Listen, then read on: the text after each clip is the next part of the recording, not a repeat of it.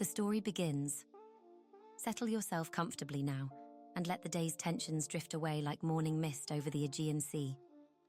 We're about to embark on a journey through ancient tales, through stories that have been whispered beneath starlit skies for thousands of years. Tonight, we turn our attention to one of the most revered figures in all of Greek mythology, a goddess whose wisdom illuminated the ancient world like a torch in darkness, whose strategic mind guided heroes through impossible trials, and whose very presence brought order to chaos. We speak, of course, of Athena, known to the Greeks as the bright-eyed goddess, the protector of cities, the patroness of heroes, and the guardian of civilization itself. The Romans would call her Minerva, but tonight we honor her by her Greek name, the name that echoed through marble temples and across sun-drenched agoras, the name that sailors invoked before setting out to sea, and warriors spoke before entering battle.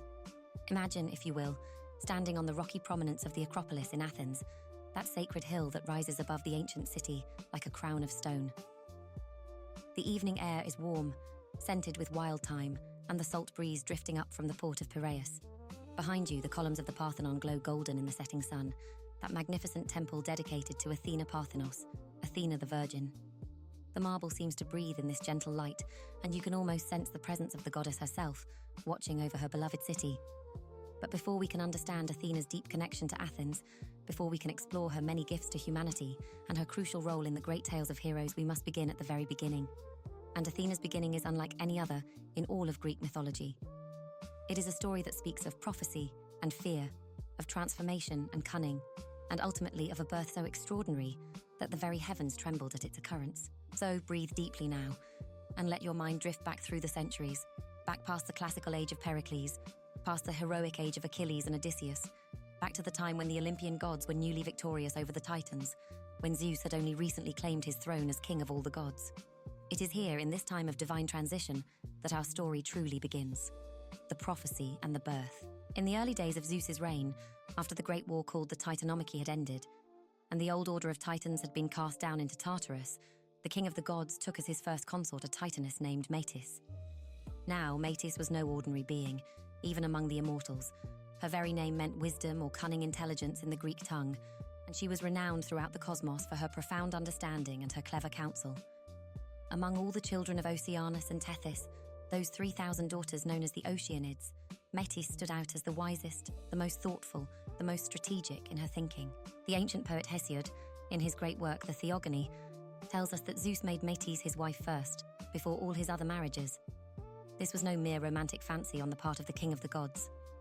Zeus recognized in Metis a kindred spirit, someone whose intelligence could match his own ambition, whose counsel could guide him in the delicate early days of his rule. For Zeus, though mighty beyond measure, understood that power without wisdom is a dangerous thing, as likely to destroy the wielder as to serve him. Metis and Zeus together conceived a child, and for a time, all seemed well in the heavens.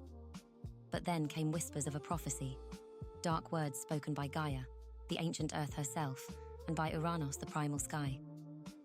These two primordial beings who had witnessed the cycles of divine succession from the very beginning warned Zeus of a terrible fate. The words of their prophecy were precise and chilling. The child that Metis carried, they said, would indeed be born, and she would be a daughter of extraordinary power, equal to Zeus himself in strength and wisdom. But this daughter would not be the end of the matter. Metis, they foretold, was destined to bear a second child, and this one would be a son. This son would surpass his father in might and cunning, would grow to challenge Zeus's authority, and would ultimately overthrow him to become the new king of the gods, just as Zeus had overthrown his own father, Kronos, and just as Kronos had overthrown his father, Uranos, before him. We must pause here to understand the weight of this prophecy. For Zeus, the memory of his own rebellion against his father was still fresh. He remembered how Kronos, fearful of being overthrown, had swallowed each of his children as they were born, how Zeus alone had escaped this fate through his mother Rhea's cleverness, how Zeus had then freed his siblings and led the war that toppled the Titans. Zeus knew, perhaps better than anyone, that the cycle of divine succession was written in blood and thunder. The prophecy presented Zeus with a terrible dilemma. He could not simply kill Metis, for she was immortal, and the gods cannot truly die. He could not abandon her, for she already carried his child. And he could not ignore the prophecy, for Gaia and Uranos spoke with the authority of primordial truth. Their words were not mere predictions, they were statements of cosmic inevitability, patterns woven into the very fabric of fate. So Zeus, demonstrating the cunning that would characterize his long reign, devised a plan. Using honeyed words and gentle persuasion, He convinced Metis to display her shape-shifting abilities, a talent common among the older generation of divine beings. Metis, suspecting nothing, obliged her husband, transforming herself into various forms to demonstrate her skill. She became a bird, then a fish, then smaller and smaller creatures, delighting in her own cleverness. When Metis had transformed herself into something very small, tradition tells us a fly or perhaps a drop of water, Zeus struck. In one swift motion, he swallowed her whole, consuming her along with the daughter she carried in her womb. The other gods watched in shock as Zeus's throat moved, as he swallowed his own wife and unborn child. But Zeus simply smiled and said nothing, and none dared question the king of the gods. And so Metis took up residence within Zeus himself, dwelling in his belly, just as Zeus and his siblings had once dwelt in the belly of Kronos. But unlike Kronos' children, Metis did not remain passive. Though trapped, she continued her work, continued to grow the child within her, continued to whisper counsel to Zeus from within his own body. Zeus had not destroyed the prophecy, he had merely internalized it, had made the wisdom of Metis a part of himself. For a time, all seemed to return to normal on Mount Olympus. Zeus went about the business of ruling, taking other wives, having other children. The gods held their councils, mortals below offered their prayers and sacrifices, and the cosmos turned according to its ancient rhythms. But within Zeus, Metis worked. Within Zeus, the child grew. Within Zeus, something miraculous was taking shape. The day finally came when Zeus experienced the most extraordinary sensation. A splitting, agonizing pain began to build in his head, a pressure unlike anything the god had ever felt. It grew and grew, intensifying with each passing moment until even the king of the gods, who had weathered lightning bolts and battled with titans, could bear it no longer. He roared in agony, his cry echoing across Olympus and down to the mortal world below, where people looked up in fear at the terrible sound from above. The other gods rushed to Zeus's aid, gathering around their king in concern and confusion. Different accounts tell us different things about what happened next. Some say it was Prometheus, the titan who had sided with Zeus in the Great War, who took action. Others credit Hephaestus, the divine blacksmith and son of Hera. Still others name Hermes, the swift messenger, or even Ares, the god of war. But all agree on one essential fact. Someone took up the sacred double-headed axe, the labris, and with a mighty swing struck Zeus's skull. The blow split open the head of Zeus, and in that moment, something extraordinary occurred. From the wound in Zeus's head, fully grown and fully armed, sprang forth the goddess Athena. She did not emerge as an infant, helpless and crying. She was born as a complete adult, already clad in shining armor, already bearing a shield and spear, already wearing the crested helmet that would become her signature attribute. And as she emerged, she gave a mighty war cry, a shout of such power and glory that the earth itself trembled. The first Homeric hymn to Athena, an ancient song of praise to the goddess, describes this moment in vivid terms. When Athena sprang forth, the hymn tells us, all the gods were struck with awe. Even Helios, the god of the sun himself, stopped his golden chariot in its course across the sky to witness this unprecedented birth. The sun stood still, and for a moment, day and night held their breath as the goddess took her first steps on Mount Olympus. The poet Pindar, in his 7th Olympian ode, adds that Athena's cry shook both the sky and Mother Earth. It was a sound that announced not merely the birth of a new goddess, but the arrival of a new kind of divine power. Here was wisdom born from the mind of Zeus, strategy given form and voice, intelligence made manifest in the world. Zeus, miraculously healed from the splitting of his skull, looked upon his daughter with a mixture of pride and wonder. Here was the daughter the prophecy had foretold, equal to him in wisdom and strength. But she was born from his own head, born from his own essence mingled with that of Metis. In a sense, Zeus had indeed given birth alone, though Metis had done the greater work within him. The prophecy's threat of a son to overthrow him had been avoided, the dangerous cycle broken, yet wisdom itself had found its way into the world. As for Hera, Zeus's queen, the sources offer us varying accounts of her reaction. Hesiod tells us that Hera was deeply annoyed at this display of Zeus giving birth without her participation. Her jealousy would lead her to conceive and bear Hephaestus by herself, without Zeus, in an attempt to prove that she too could create life independently. But a later writer, Philostratus the Elder, offers us a different image in his work Imagines.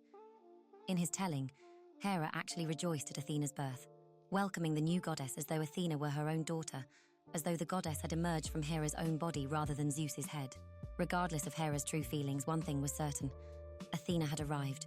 The goddess of wisdom, of strategic warfare, of crafts and practical skills had entered the pantheon. And from that moment forward, she would be Zeus's favorite child, the one he loved above all others, the one in whom he placed his deepest trust. She would sit at his right hand in council, would wear his aegis as a sign of his favor, would be permitted to wield even his sacred thunderbolts when necessary. The birth of Athena marked a turning point in Greek mythological thought. Here was a goddess who embodied the principle that wisdom and power could coexist, that intelligence and strength need not be opposed. In her, the Greeks found a model for what they aspired to be. Thoughtful but decisive, strategic but brave, cultured but capable of defending that culture when necessary. And so Athena took her place among the 12 great Olympian gods, not as a minor figure, but as one of the most important, most worshipped, most beloved deities in all the Greek world. Her birth from Zeus's head became one of the most famous stories in all of mythology, depicted on countless vases and sculptures, referenced in poetry and drama, celebrated in religious festivals. It was a birth that perfectly captured the paradox at her heart. She was both a warrior and a thinker, both fierce and measured, both divine and somehow more understanding of human needs than many of her fellow immortals. The many names of wisdom. Before we continue with Athena's great deeds and stories, we must take a moment to understand the various names and titles by which the goddess was known. For the ancient Greeks did not use names casually. Each epithet, each title, each additional name revealed something essential about the nature of the divine being it described.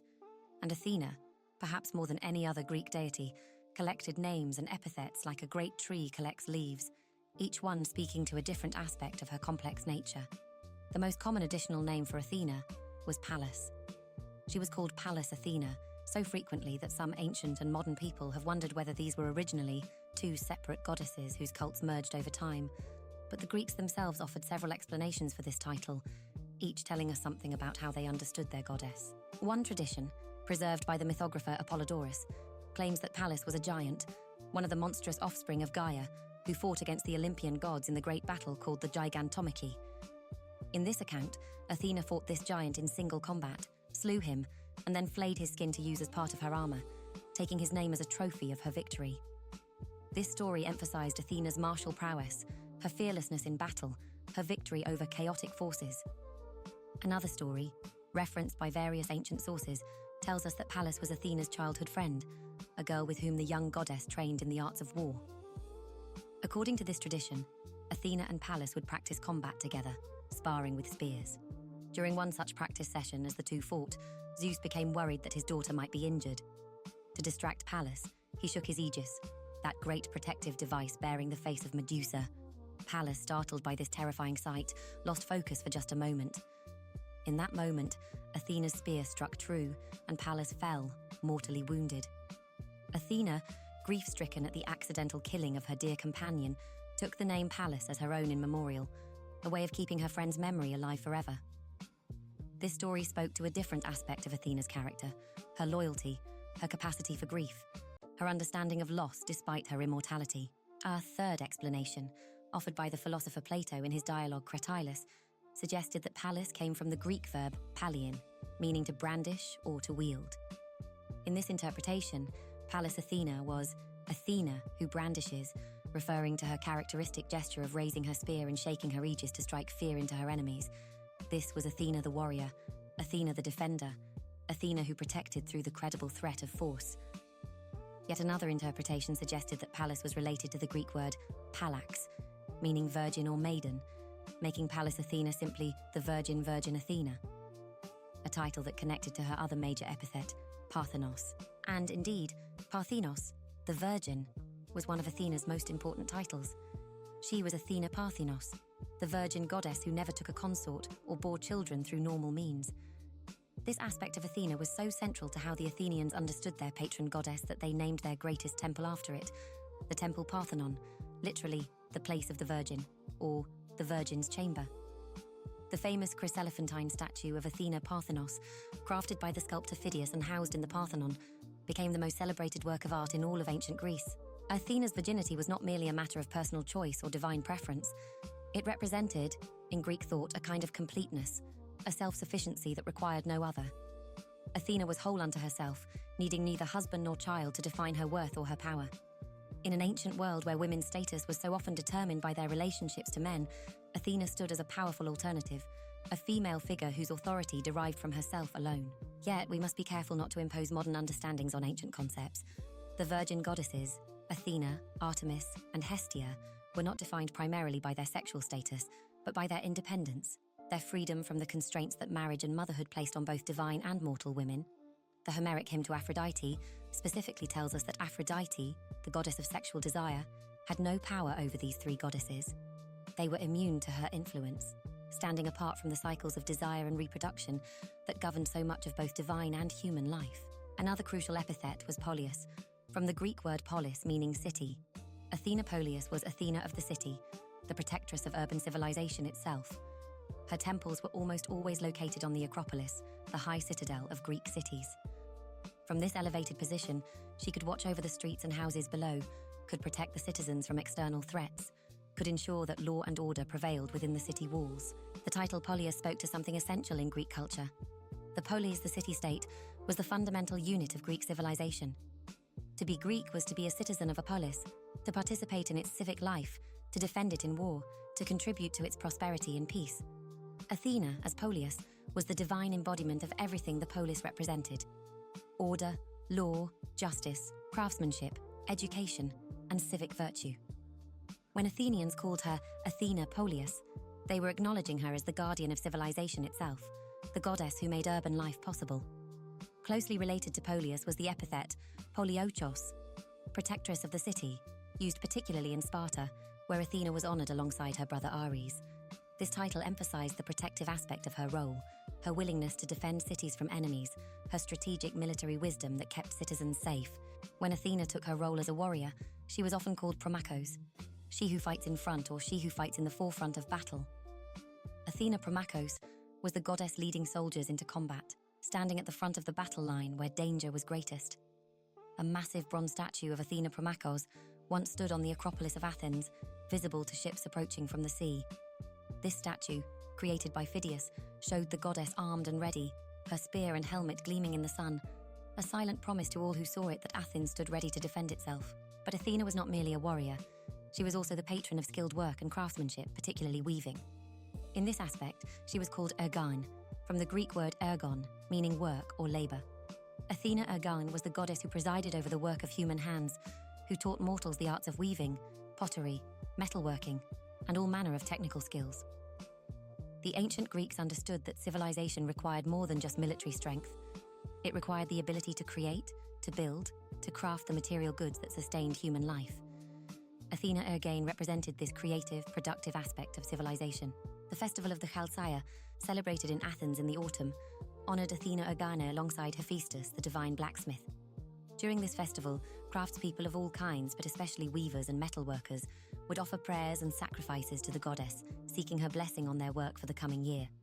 The sacred peplos, the robe that would be presented to Athena during the Panathenaic festival, was begun during the Chalcea, symbolizing connection between the goddess and the craft of weaving.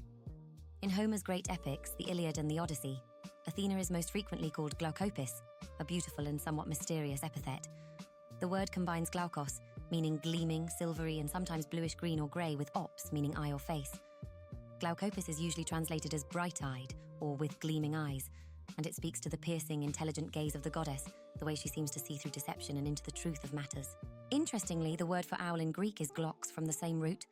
Some scholars believe that this connection is not coincidental, that the owl, with its large, distinctive eyes that can see in darkness, became sacred to Athena precisely because of this linguistic link. The owl that perches on Athena's hand in countless artistic representations is more than just her sacred bird. It is a visual embodiment of her Glaukopis nature, her ability to see what others cannot, to penetrate darkness with wisdom's light. Another enigmatic epithet appears in Homer, Hesiod, and the Homeric hymns, Tritogeneia, sometimes shortened to Tritonia.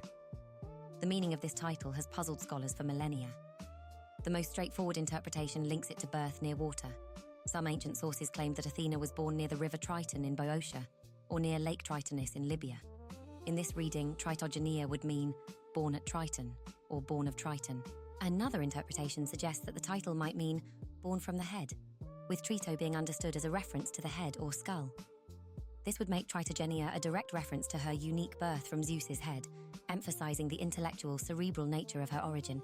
The Roman poet Ovid sometimes refers to Athena as Tritonia in his Metamorphoses, preserving this ancient title even as he translates the goddess's other attributes into Roman terms. The persistence of this epithet, even when its exact meaning had become obscure, suggests that it carried some deep significance for ancient peoples, perhaps a memory of very old traditions about the goddess that predated classical Greek religion. When Athena presided over assemblies and marketplaces, ensuring justice and fair dealing, she might be called Agoraia, of the Agora, the central gathering place of Greek cities.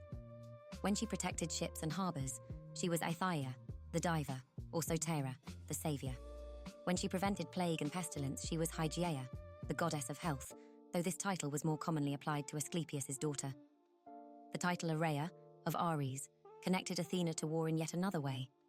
According to tradition, Athena won this epithet after presiding as judge at the trial of Orestes, who had killed his mother Clytemnestra to avenge his father Agamemnon.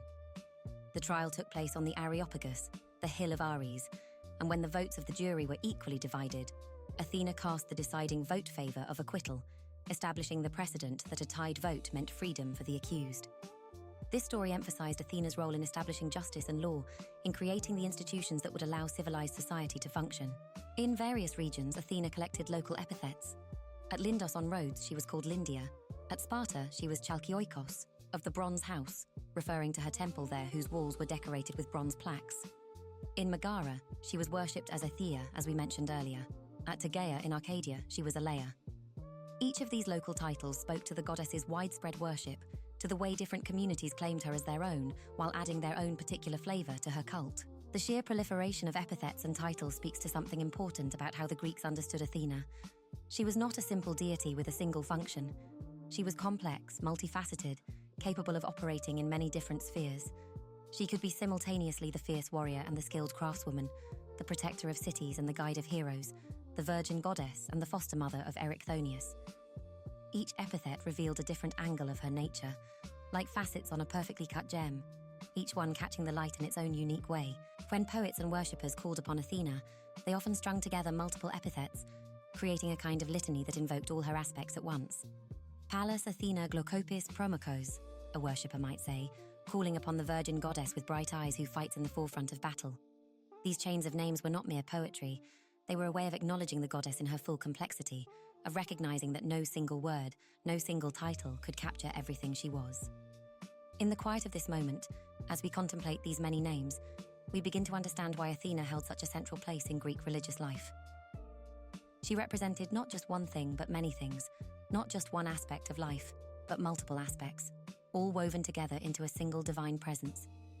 She was the goddess you called upon when going to war, but also the goddess you thanked when your weaving came out beautifully. She was the goddess of the battlefield, but also of the law court. She was power, but power tempered with wisdom, force, but force guided by strategy, and, perhaps most importantly, she was accessible. Unlike some gods who dwelt in remote places or who demanded elaborate rituals, Athena was present in the everyday life of Greek cities. Every time a craftswoman sat at her loom, Athena Ergine was there. Every time soldiers formed their ranks, Athena Promachos was there. Every time citizens gathered in the Agora to discuss the affairs of the city, Athena Polius was there, watching, guiding, protecting. The contest for Athens. Of all the cities in Greece, none was more closely associated with Athena than Athens itself. Indeed, the very name of the city spoke to the goddess's special relationship with this place. But how did Athens come to be Athena's city? Why was this particular goddess chosen as the patron of this particular place? The answer lies in one of the most famous founding myths of ancient Greece, a story that tells us much about how the Athenians understood themselves, their values and their place in the world. In South, in the earliest days when the city that would become Athens was still young, ruled by its first king Cecrops, the place had not yet received its permanent name.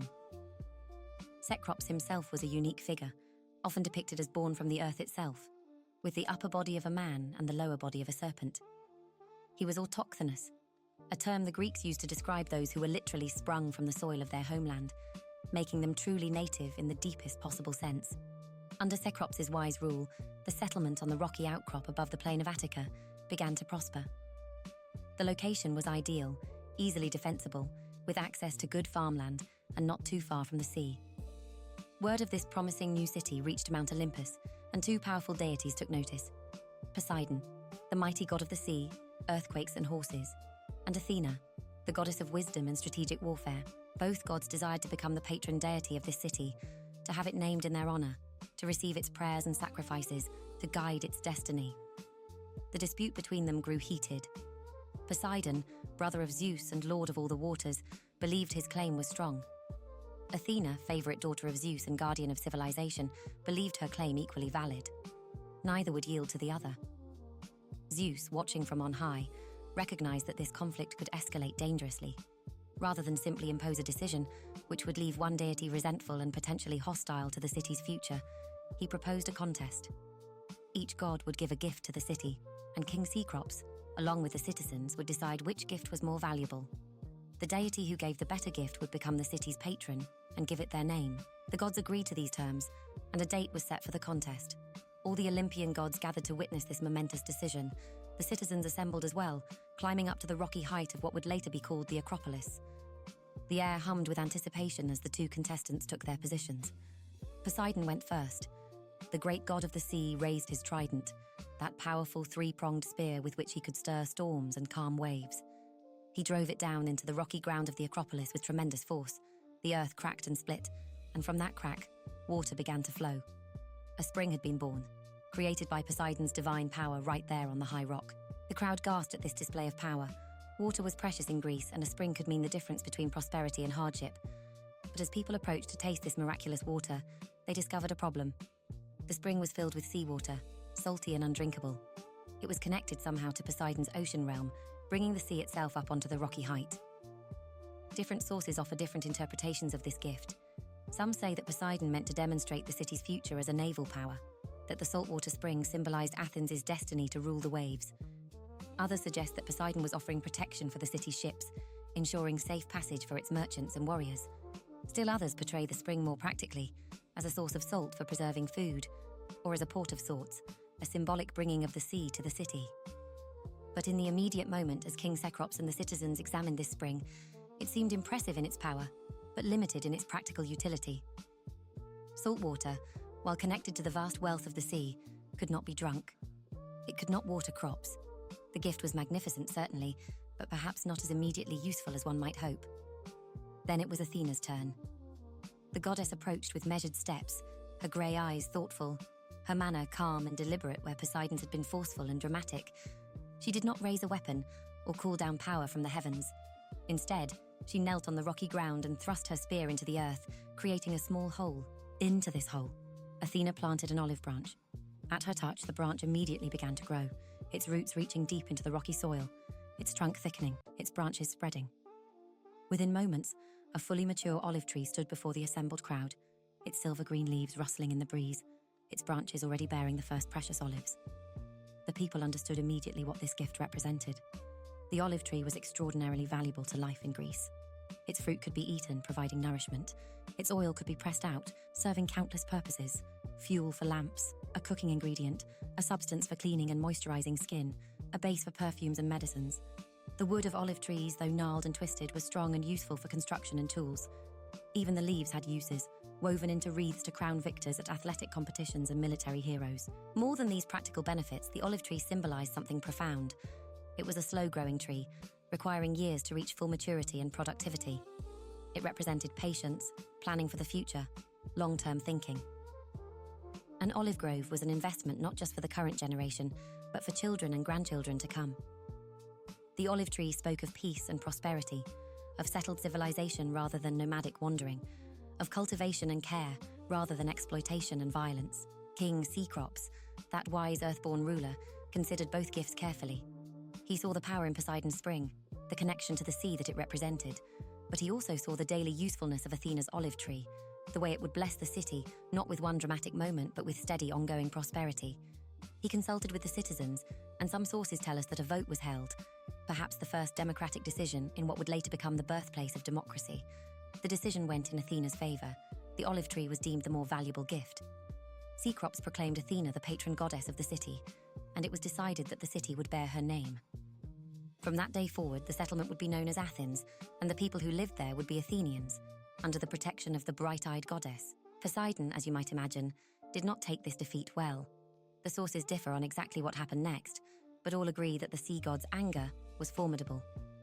According to Herodotus, writing centuries later, Poseidon sent a devastating flood to punish the Athenians for their choice. The Athenian plain was inundated with water, crops were destroyed, and many people suffered before the flood finally receded. Another tradition, preserved in various mythographic sources, tells us that Poseidon's anger manifested differently. The god's wrath brought drought to the region, the very opposite of flood. Athens and the surrounding area of Attica struggled with water scarcity. The olive groves that Athena had inspired wilted under the harsh sun, and the people learned that choosing a patron deity could come with costs as well as benefits. A third version of the aftermath involves Poseidon's son Halirrhothios. According to this tale, Halirrhothios, enraged on his father's behalf, attempted to chop down Athena's sacred olive tree with an axe.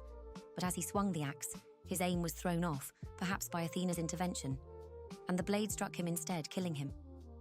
This death led to further complications, as Ares, whose daughter had been assaulted by Halirrhothios, in some versions of the myth, was accused of murder by Poseidon. The matter was eventually settled on the Areopagus, the Hill of Ares, in what was said to be the first murder trial, with Ares being acquitted. Despite Poseidon's anger, the Athenians maintained their choice. Athena had won the contest fairly, and her gift had proven its worth. But the Athenians, pragmatic as always, did not completely alienate the powerful sea god. They built temples to him as well, most notably including him in the Erechtheion, the sacred temple on the Acropolis that honoured both Athena and Poseidon together. Inside the Erechtheion, visitors could see the marks left by Poseidon's trident on the floor and the saltwater well that had sprung from those marks. It was a way of acknowledging the contest, of remembering that Poseidon too had cared enough about Athens to compete for it, even if he had not won. The original olive tree that Athena planted became the most sacred tree in all of Greece. It stood on the Acropolis, carefully tended, religiously protected. All other olive trees in Athens and Attica were said to be descended from this original tree, propagated from its branches. These descendant trees were called Moriae, sacred olive trees that belonged to the state rather than to any private citizen. The Moriae were so sacred that cutting one down was a capital crime, punishable by death or permanent exile. The care of the Moriae was entrusted to special magistrates who inspected them regularly. Oil from these sacred trees was used to fill the prize amphorae awarded to victors at the Panathenaic Games. These amphorae themselves became highly prized objects, often inscribed with dedications to Athena and decorated with images of the goddess. The olive tree of Athena faced its greatest test in 480 BC, when the Persian king Xerxes invaded Greece with a massive army.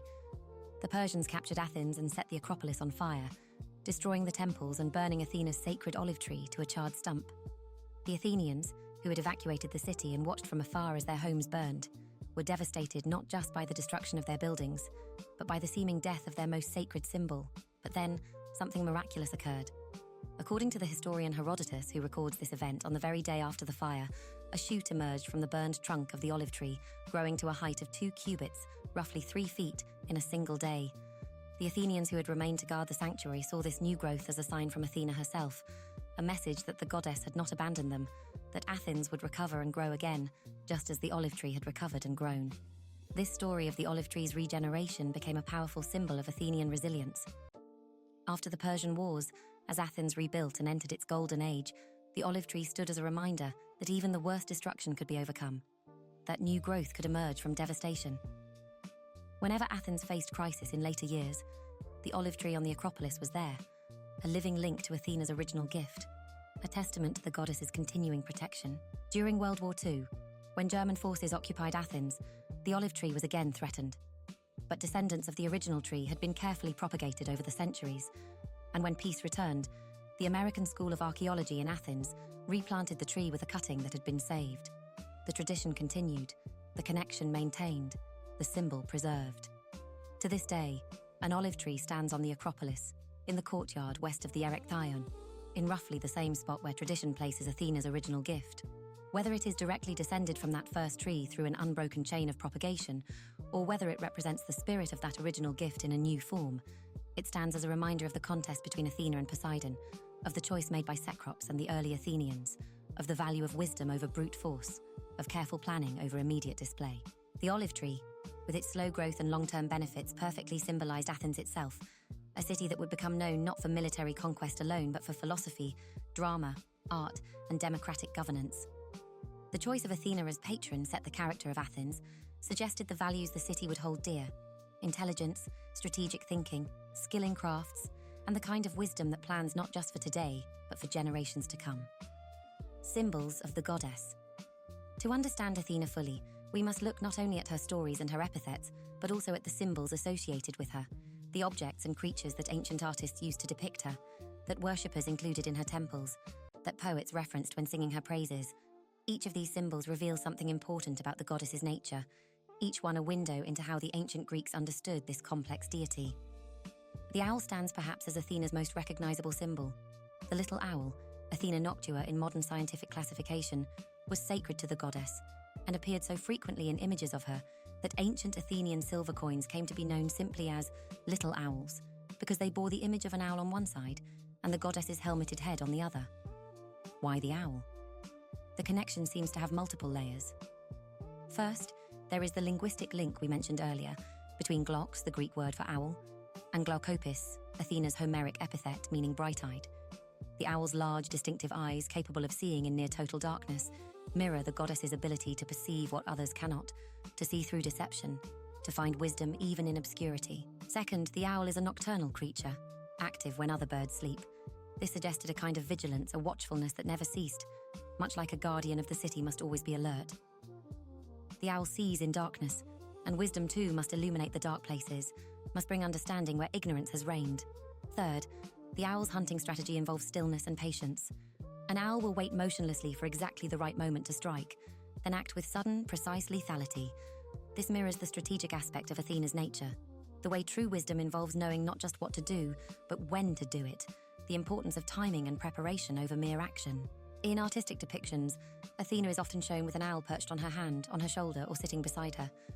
On Athenian coins, the owl typically appears next to an olive branch, combining two of Athena's primary symbols. The owl's connection to Athena was so strong that even today, the owl serves as a symbol of wisdom and learning in Western culture, appearing on university crests, library decorations, and educational insignia, a symbolic legacy that has persisted for more than 2,000 years. The olive tree we have already discussed at length, but it bears repeating how central this symbol was to Athena's identity, particularly in Athens. The olive tree represented everything the goddess stood for: civilization, cultivation, long-term planning, usefulness, and the victory of wisdom over force. The olive branch, carried alone or as part of a crown, became a symbol of peace and victory, of accomplishment without destruction. But Athena's symbols were not all peaceful. As a war goddess, she bore martial symbols as well, and these tell us about the particular kind of war she represented. Unlike Ares, whose symbols emphasize bloodshed and violence, Athena's military symbols emphasize protection, strategy, and order. The helmet was perhaps her most common military attribute. In virtually every artistic representation, Athena wears a Corinthian-style helmet, that distinctive Greek war helmet with its characteristic T-shaped opening for the eyes and mouth.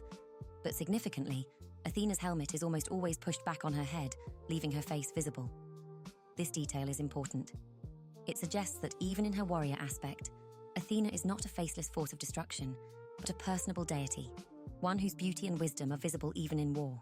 The spear, too, was Athena's constant companion. But notice that in peaceful scenes, Athena does not threaten with her spear. She holds it upright, a symbol of readiness but not aggression, of the capacity to defend but not the eagerness to attack. The spear represents the disciplined, organized warfare that ancient Greeks contrasted with the chaotic, frenzied battle madness that Ares inspired.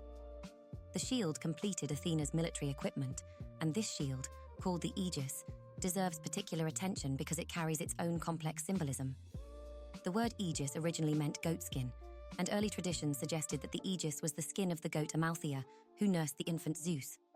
But by classical times, the aegis had evolved into something more elaborate, either a breastplate, a cloak, or a shield, covered with scales and trimmed with serpents, bearing at its center the Gorgonion, the terrifying head of Medusa. The Gorgonion itself is one of the most powerful symbols in all of Greek mythology. Medusa, the Gorgon whose gaze turned living beings to stone, had been slain by the hero Perseus with Athena's help. Perseus gave Medusa's severed head to Athena as a thank offering, and the goddess placed it on her aegis as a protective device. The Gorgonion served an apotropaic function, meaning it was believed to ward off evil.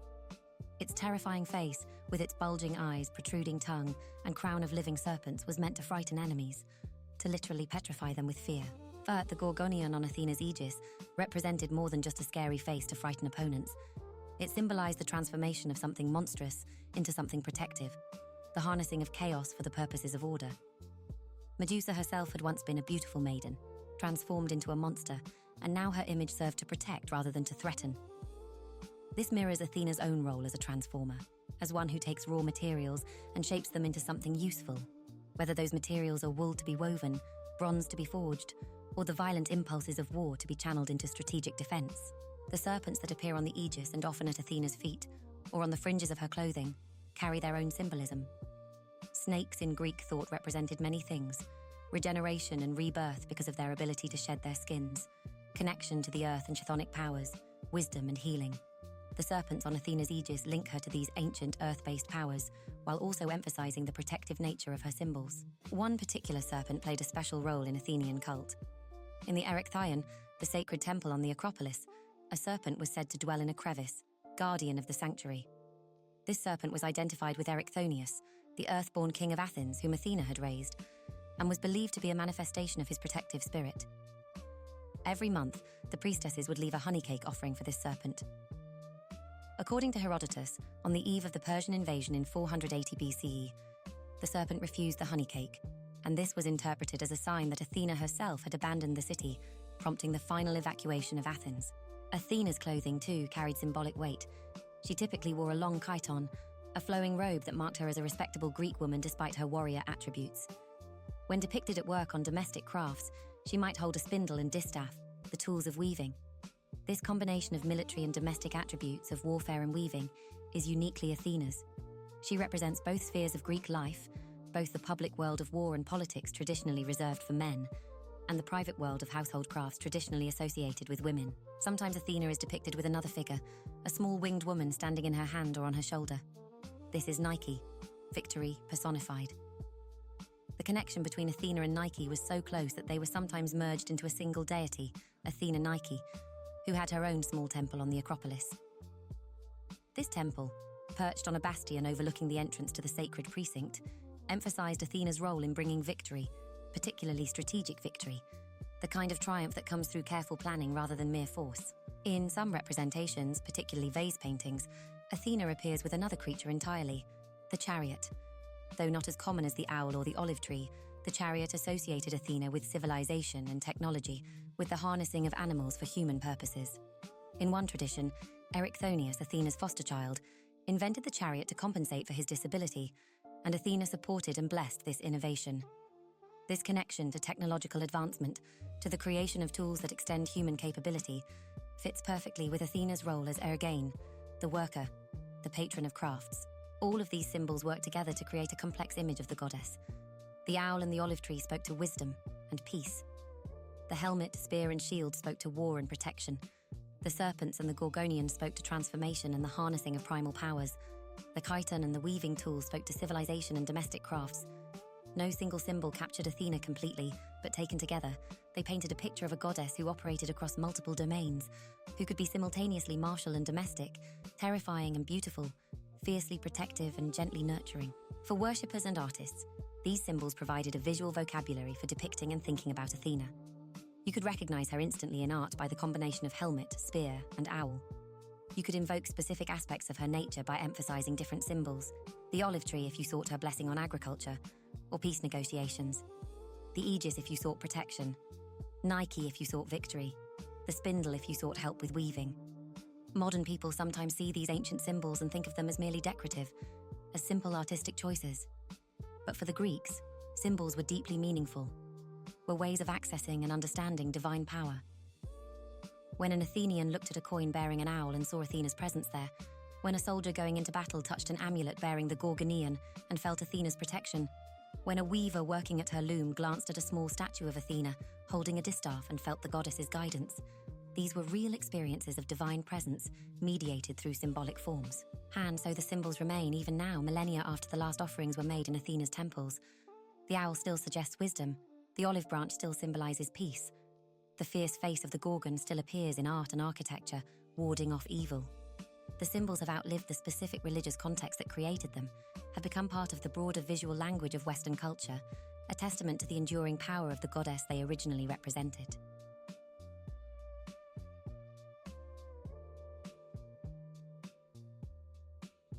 Erichthonius, wisdom's foster child. Among the many unusual aspects of Athena's mythology, one of the most remarkable concerns her relationship with a child named Erichthonius, whose story reveals much about the goddess's complex nature, her capacity for nurturing despite her virginity, and the deep connection between Athena and the city of Athens itself. The story begins, like so many Greek myths, with an act of violence, but it transforms into something unexpected, into a tale of protection, motherhood of a sort, and the founding of a royal line. The key figures in this drama are Athena herself, the smith god Hephaestus, and Gaia, the ancient earth. Hephaestus, the divine craftsman and blacksmith, was in many ways a tragic figure. Born to Hera, either in response to Zeus giving birth to Athena alone, or in some traditions as the son of both Zeus and Hera, Hephaestus was marked from birth by physical disability. His legs were twisted or malformed, causing him to walk with a pronounced limp. Different stories tell of his being thrown from Olympus, either by Zeus for taking Hera's side in an argument, or by Hera herself out of shame for his appearance. Despite these difficulties, Hephaestus had become the greatest craftsman among the gods, creating wondrous works of art and technology, forging Zeus's thunderbolts and the gods' palaces, making beautiful jewelry and elaborate automatons. His skills were unmatched, his workshop on Olympus a place of constant creative activity. But he was also lonely, twice married, twice disappointed, and often mocked by the other gods for his appearance and his limp. Athena, as we have mentioned, was a virgin goddess uninterested in romantic or sexual relationships. But she was deeply interested in crafts and technology, in the work that Hephaestus did so well. The two deities had much in common. Both valued skill and technique, both understood the importance of making things, both represented the civilized, productive aspects of human life rather than the destructive or chaotic. It was natural that Athena might visit Hephaestus's workshop to commission new armor or weapons, to discuss techniques, to admire his latest creations. According to the account preserved in the Bibliotheca attributed to Apollodorus, one such visit went terribly wrong. When Athena came to request new weapons, Hephaestus, perhaps emboldened by loneliness, perhaps overcome by sudden desire, attempted to seduce her. Different sources suggest different motivations. Some say he was genuinely smitten with the goddess. Others suggest that Poseidon, still angry about losing the contest for Athens, manipulated Hephaestus into this action as a form of revenge against Athena. Athena, determined to maintain her virginity, rejected Hephaestus's advances and fled. But Hephaestus, despite his physical disability, pursued her. This detail is significant because Hephaestus's lameness was well known. His ability to catch even the swift-footed Athena, even briefly, suggests the intensity of his pursuit. The accounts differ somewhat on exactly what happened next, but all agree on the essential facts. During the struggle, Hephaestus ejaculated, and his semen fell either on Athena's thigh or onto the ground. If it fell on Athena's thigh, she immediately wiped it away with a piece of wool or a cloth, which she then threw to the ground in disgust. Either way, the divine seed ended up on the earth, on Gaia herself. And Gaia, that primordial being who had given birth to so many things in the cosmos's earliest days, became pregnant from Hephaestus's seed. 9 months later, she gave birth to a son, who was named Erichthonius. The name itself contains multiple meanings. Some sources connect it to Erion, meaning wool, and Chathon, meaning earth, thus wool earth, referencing the wool that brought the seed to the earth. Others suggest strife earth or simply earthborn, emphasizing the child's autochthonous nature, his being born directly from the soil of Attica. Now, you might expect Athena to have nothing to do with this child, born as he was from an assault upon her person. But here the goddess surprised everyone. Rather than rejecting Erichthonius, rather than leaving him to his fate as an unwanted child of Hephaestus and Gaia, Athena took responsibility for him. She gathered up the infant and claimed him as her own, becoming his foster mother, his protector, his guide. Why would Athena do this? Various explanations have been offered. Some suggest that Athena felt responsibility because the seed that created Erichthonius had touched her, even if only briefly, making her connected to the child in some way. Others propose that Athena saw an opportunity to raise a child according to her own values, to create a ruler who embodied wisdom and skill, rather than merely brute strength. Still others suggest that Athena simply felt compassion for an innocent child, recognizing that Erichthonius bore no guilt for the circumstances of his conception. Whatever her motivation, Athena took the infant Erichthonius and placed him in a small chest or basket, a sacred container. But she wanted to raise him in secret, perhaps to avoid questions about her involvement, perhaps to protect him from jealous gods who might see him as a potential threat. So Athena devised a plan.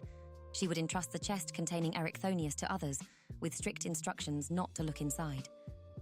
The ones she chose for this task were the 3 daughters of King Cecrops, the same Cecrops who had judged the contest between Athena and Poseidon. These daughters were named Aglaurus, Herse, and Pandrosos. Athena gave them the sealed chest and told them, in no uncertain terms, that they must guard it carefully and never, under any circumstances, open it to see what was inside. Here, the story takes on the qualities of a folktale, the kind of prohibition that we know, even as it is spoken, will be violated. The human mind being what it is, being told not to look at something often makes that thing irresistibly fascinating. The three sisters took the chest and dutifully guarded it, but curiosity began to eat at them. What could be inside? Why was Athena so insistent that they not look? Was it treasure? A magical object? Some sacred relic?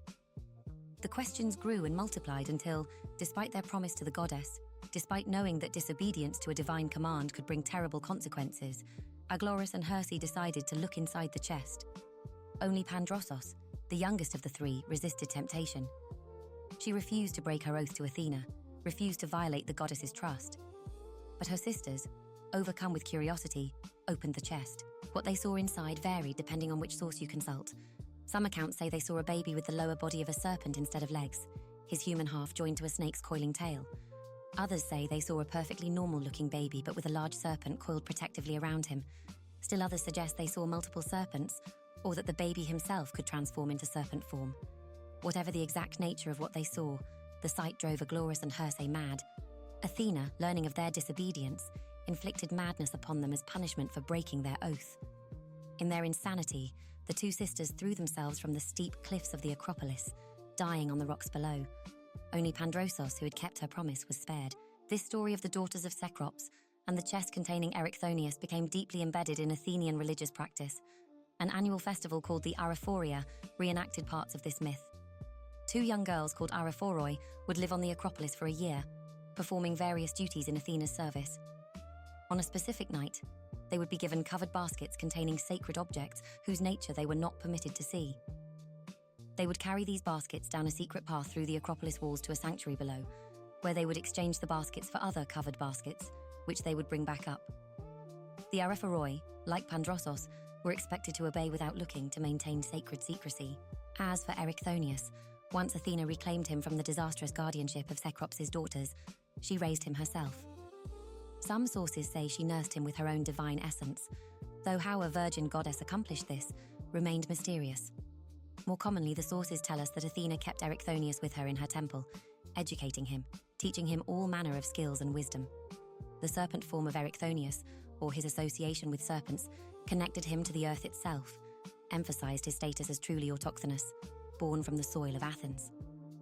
The Athenians, in later centuries, would claim descent from Erycthonius, using him as proof that they were not immigrants or colonizers, but the original inhabitants of their land, literally born from it. This claim to autochthony gave Athens a special status in Greek thought, made them not just inhabitants of their land, but intrinsically connected to it. Erycthonius grew to adulthood under Athena's care, and eventually became king of Athens, driving out the usurper Amphictyon and restoring order to the city. As king, he proved wise and innovative. He introduced many important technologies to Athens, all of which resonated with Athena's attributes. He taught the Athenians to harness horses and use them to pull chariots, making the city's military more mobile and effective. He showed them how to smelt silver from ore, establishing the mining operations that would later make Athens wealthy. He introduced or improved agricultural techniques, including the use of the plough to till the earth more efficiently. Most importantly for our story, Erycthonius founded the Panathenaic festival, the great celebration in honor of Athena that would become Athens' most important religious observance. He set up a wooden statue of Athena in a temple on the Acropolis, creating the cult image that would eventually be replaced by grander statues, but which remained sacred as the original. Erycthonius married a nymph named Praxithea and had a son, Pandion, who would succeed him on the throne. When Erycthonius died after a long and prosperous reign, Zeus honored him by placing him in the stars as the constellation Auriga, the charioteer, a fitting memorial for the king who had brought the chariot to Athens. In later Athenian art and architecture, Erycthonius appeared frequently. The famous chryselephantine statue of Athena Parthenos in the Parthenon included a representation of Erycthonius. Behind Athena's shield, invisible to casual observers but known to those familiar with the statue, a serpent coiled. This serpent was identified with Erycthonius, suggesting his continuing protective presence, his eternal role as guardian of Athens, even in serpent form. The story of Erycthonius and Athena is remarkable for several reasons. First, it shows us Athena in a maternal role, despite her virginity. She becomes a mother not through sexual reproduction, but through choice, through assuming responsibility for a child who needed protection. This aspect of Athena, caring and nurturing, contrasts with her warrior side, reminding us that the goddess was multifaceted, capable of tenderness alongside her capacity for fierce protection. Second, the story emphasizes the connection between Athena and Athens.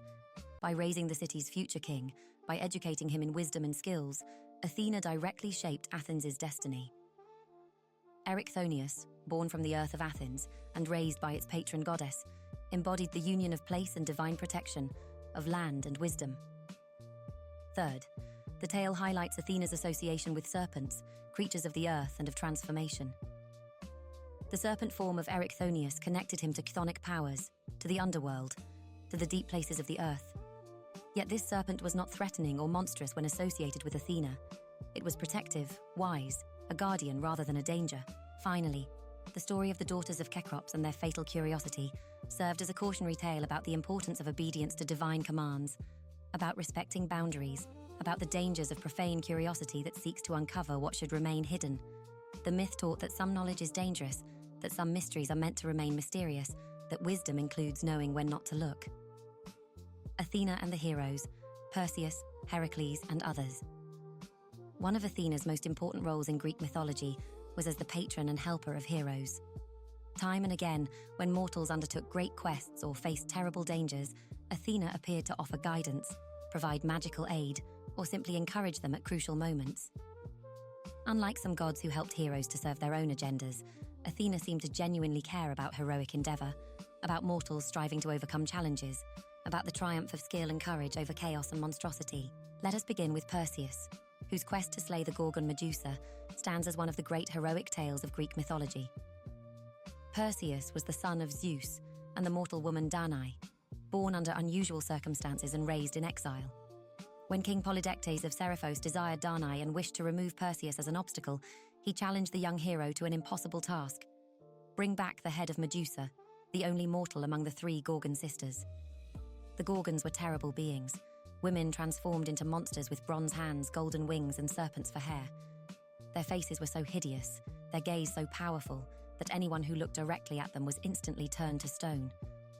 Many heroes had attempted to slay the Gorgons, and many had become lifeless statues surrounding the monster's lair, grim warnings to any who might follow. Perseus, though brave and willing, knew he could not accomplish this task alone. He needed divine help. And Athena, along with Hermes, the messenger god, came to his aid. Why did Athena help Perseus? Some sources suggest that she bore a grudge against Medusa, for Medusa had once been a beautiful maiden who served in Athena's temple until Poseidon violated her there, desecrating the sacred space. Athena, in her anger, had transformed Medusa into a Gorgon as punishment. Now, perhaps, Athena saw an opportunity to rid the world of the creature Medusa had become. Athena provided Perseus with crucial gifts and guidance. She gave him a polished bronze shield, so brilliantly reflective that it could serve as a mirror. Athena instructed Perseus that he must never look directly at Medusa, for even a glimpse of the Gorgon's face meant instant death. Instead, he should watch Medusa's reflection in the shield, using it to guide his sword blow without meeting the monster's deadly gaze. But Athena offered more than just a shield. She guided Perseus to the Graeae, the 3 grey sisters who shared one eye and one tooth among them. By seizing their eye, Perseus forced the Graeae to tell him how to find the nymphs who possessed other items he would need: winged sandals that would let him fly, a cap of invisibility, and a magical bag that could safely contain Medusa's head after he severed it. When Perseus finally reached the cave where the Gorgons dwelt, Athena was there with him, invisible but present. As Perseus crept closer to where Medusa slept, using the cap of invisibility to hide himself, watching her reflection in the polished shield, Athena whispered instructions, guided his hand, gave him the courage to strike. At the crucial moment, Perseus swung his curved sword, and with Athena guiding the blow, he cut through Medusa's neck cleanly, severing her head from her body. Immediately, Perseus seized the head and thrust it into the magical bag, careful never to look at it directly. From Medusa's severed neck sprang 2 offspring, Chrysaea, a warrior with a golden sword, and Pegasus, the winged horse, both children Medusa had conceived with Poseidon before her transformation. Perseus made his escape, using the winged sandals to fly away before Medusa's immortal sisters could awaken and pursue him. He used Medusa's head, even in the bag, as a weapon, turning several enemies to stone before finally presenting it to Athena as a thank offering for her help. Athena accepted the head gladly and placed it on her aegis, where it would remain forever, the Gorgonean that became one of her primary symbols. In some depictions, Athena is shown receiving the head from Perseus, reaching out to take this powerful talisman. The goddess had helped create the means of Medusa's destruction, had guided Perseus through the impossible task, and now she claimed the reward, transforming a symbol of terror into a symbol of protection. But Perseus was not the only hero to receive Athena's aid. Heracles, perhaps the greatest of all Greek heroes, benefited from Athena's guidance throughout his legendary 12 labors and beyond. Heracles was the son of Zeus and the mortal woman Alcmene, which made him Athena's half-brother in a sense, both being children of Zeus. But more than familial connection, Athena seemed to recognize in Heracles something worthy of support.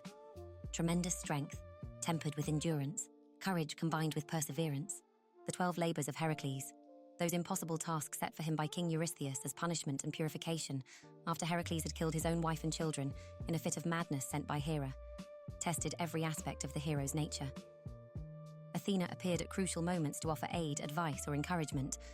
In Heracles' first labor, the slaying of the Nemean lion, Athena simply watched and advised. The lion's hide was impervious to weapons, could not be pierced by arrows or cut by swords. Athena told Heracles that he would have to use the lion's own claws to skin it after strangling it with his bare hands, advice that proved crucial to the labor's completion. In the 10th labor, retrieving the golden apples of the Hesperides from the garden at the western edge of the world, Athena's help was more direct. Heracles convinced the Titan Atlas, who held up the sky, to retrieve the apples while Heracles temporarily took over the burden of the heavens. But when Atlas returned, he tried to trick Heracles into keeping the sky forever. Heracles, with Athena's subtle guidance, tricked Atlas in return, getting the Titan to take back the sky. When Heracles finally completed all 12 labors, and Eurystheus ordered him to give up the golden apples, Athena herself retrieved them and returned them to the Hesperides garden, for divine law forbade these sacred fruits from remaining in the mortal world permanently. During the Gigantomachy, the great battle between the gods and the giants, Athena and Heracles fought side by side. According to a prophecy, the gods could not completely defeat the giants without mortal help, and so Athena brought Heracles to Olympus to fight alongside her. Together they defeated Alcyoneus, one of the two strongest giants. Athena advised Heracles to drag Alcyoneus beyond the borders of his homeland. For as long as the giant remained on his native soil, he was immortal. Once dragged across the border, Alcyoneus could be killed, which Heracles did with his arrows. Later traditions tell us that when Heracles finally died and was apotheosized, becoming a god himself, it was Athena who drove her chariot to the funeral pyre on Mount Oeta and carried Heracles up to Olympus. She presented him to Zeus, her father, vouching for Heracles' worthiness to join the immortal gods. This image of Athena as the psychopomp for Heracles, guiding him in death as she had in life, appears in several vase paintings and speaks to their close relationship. The hero Bellerophon also received Athena's help. Bellerophon's most famous task was to slay the Chimera, a monster with the head of a lion, the body of a goat, and the tail of a serpent, breathing fire from multiple mouths. To accomplish this feat, Bellerophon needed to fly above the monster on the winged horse Pegasus, who could not be caught by mortal means. Athena appeared to Bellerophon and gave him a golden bridle, a magical item that would allow him to tame and ride Pegasus. With the goddess's gift, Bellerophon was able to catch the wild horse, ride it into battle against the Chimera, and slay the monster from the air beyond the reach of its flames. Jason and the Argonauts seeking the Golden Fleece also received assistance from Athena. She helped guide the construction of the ship Argo, according to some sources even providing wood from Zeus's sacred oak at Dodona for the vessel's prow, giving it the ability to speak and prophesy. Throughout the Argonauts' journey, Athena offered protection and guidance, helping them navigate dangerous waters and overcome various challenges. Even Theseus, the great Athenian hero, received aid from Athena, though his stories are less focused on her direct intervention. As the patron goddess of Athens, Athena had a natural interest in Athens' greatest hero, and several sources mention her offering advice or protection at key moments in his adventures. What all these stories of Athena helping heroes have in common is the nature of that help. Athena rarely simply used her divine power to solve problems for the heroes. She didn't destroy their enemies for them or make their tasks easy. Instead, she provided tools, advice, and guidance, enabling the heroes to overcome challenges through their own skill and courage, enhanced by divine support. This pattern tells us something important about Athena's character, and about what the Greeks valued in both gods and heroes. True heroism in Greek thought was not about being invincible or having impossible powers. It was about facing challenges with intelligence, preparation, and courage, about using the right tool for the right task, about strategic thinking combined with brave action. Athena's help exemplified these values. She gave Perseus a mirror shield and taught him not to look directly at Medusa. She advised Heracles to use the Nemean lion's own claws. She provided Bellerophon with a bridle but left the actual catching and riding of Pegasus up to him. This kind of divine assistance respected the hero's agency, while acknowledging that some challenges are too great for mortals alone. It created a partnership between divine and human, where each brought something essential to the achievement. The hero provided courage, skill, and determination. The goddess provided wisdom, tools, and guidance. Together, they accomplished what neither could achieve alone. This model of divine-human cooperation contrasted sharply with other types of divine involvement in heroic tales. When Zeus or Poseidon helped heroes, they often simply used their raw power to change circumstances. When Aphrodite helped heroes, she manipulated emotions. But Athena's help empowered the heroes themselves, made them better able to succeed through their own efforts. The Greeks clearly found this appealing, this image of a goddess who helped but didn't overshadow, who guided but didn't control, who enhanced mortal capability without replacing it. It's no wonder that Athena became the patron of so many heroes, the goddess that brave mortals called upon when facing impossible odds. The Trojan War. Athena's greatest conflict among all the great stories of Greek mythology, few have captured the imagination across centuries as completely as the tale of the Trojan War. That 10-year conflict between the assembled Greek forces and the city of Troy, sparked by love and pride, shaped by divine interference, and memorialized in Homer's great epic, the Iliad. And in this monumental conflict, Athena played a crucial role, supporting the Greek side with her wisdom and might, directly intervening at key moments, and proving why she was called both the goddess of wisdom and the goddess of strategic warfare. The seeds of the war were planted at a divine wedding, when Eris, the goddess of discord, angry at not being invited to the marriage celebration of Peleus and Thetis, threw a golden apple inscribed "To the fairest" into the midst of the gathered gods. 3 goddesses, Hera, Athena, and Aphrodite, each claimed the apple, and Zeus, unwilling to judge between his wife, his daughter, and the goddess of love, appointed a mortal to decide, Paris, a prince of Troy. Each goddess attempted to bribe Paris. Hera offered power, dominion over lands and peoples. Athena offered wisdom and glory in battle, promising that with her aid, Paris could become the greatest warrior who ever lived. Aphrodite offered the love of the most beautiful woman in the world, Helen of Sparta, wife of King Menelaus. Paris, thinking with his desires rather than his wisdom, chose Aphrodite. The goddess of love upheld her promise, and Paris traveled to Sparta, where he was welcomed as a guest by Menelaus. But Paris violated the sacred rules of hospitality, seducing or abducting Helen and fleeing with her back to Troy. This violation of xenia, guest friendship, one of the most sacred principles in Greek culture, gave Menelaus just cause for war. Menelaus called upon all the former suitors of Helen, who had sworn an oath to defend her marriage to whichever suitor she chose. These suitors included most of the great heroes and kings of Greece. A massive army assembled, led by Menelaus's brother Agamemnon, and 1,000 ships sailed for Troy to retrieve Helen and punish Paris. From the moment the war began, Athena and Hera, still bitter about Paris's judgment, sided with the Greeks. They would do everything in their power to ensure Troy's destruction, even if it took years to achieve. Aphrodite, true to her nature, supported the Trojans, protecting Paris despite his failings. Apollo, the god of prophecy and healing, also favored Troy. Ares, the god of war, sided sometimes with one side and sometimes with the other, while Zeus attempted to remain neutral, though his sympathies often lay with the Trojans. Homer's Iliad does not tell the entire story of the Trojan War.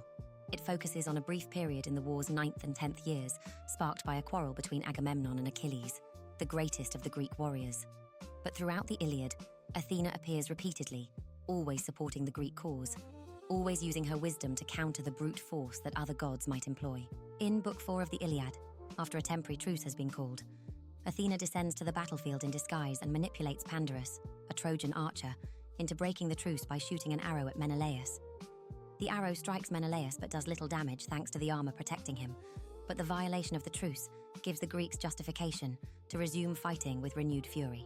This scene demonstrates Athena's strategic thinking, her understanding that sometimes one must seem to break the rules to achieve a greater strategic goal. Throughout the Iliad, Athena repeatedly aids the Greek hero Diomedes, one of the great warriors of the conflict. In Book 5, Athena appears to Diomedes and removes the mist from his eyes, allowing him to distinguish between mortal men and immortal gods on the battlefield. She tells him to avoid fighting gods, with one exception. If he meets Aphrodite in battle, he may attack her, for she is a weak goddess unaccustomed to war. Empowered by Athena, Diomedes becomes nearly unstoppable. When he encounters Aphrodite on the battlefield trying to rescue her wounded son Aeneas, Diomedes drives his spear into her hand, wounding the goddess and causing her to flee back to Olympus in tears. Later in the same book, when Ares himself joins the Trojan side and begins slaughtering Greek soldiers, Athena once again aids Diomedes. She boards his chariot, taking the place of his charioteer, and guides Diomedes' spear to strike Ares in the belly, wounding even the god of war and driving him from the field. This scene is particularly significant because it shows Athena defeating Ares through superior strategy. Ares is physically more powerful, more accustomed to bloodshed and violence, but Athena's intelligent use of Diomedes as her instrument proves more effective than Ares' raw battle fury.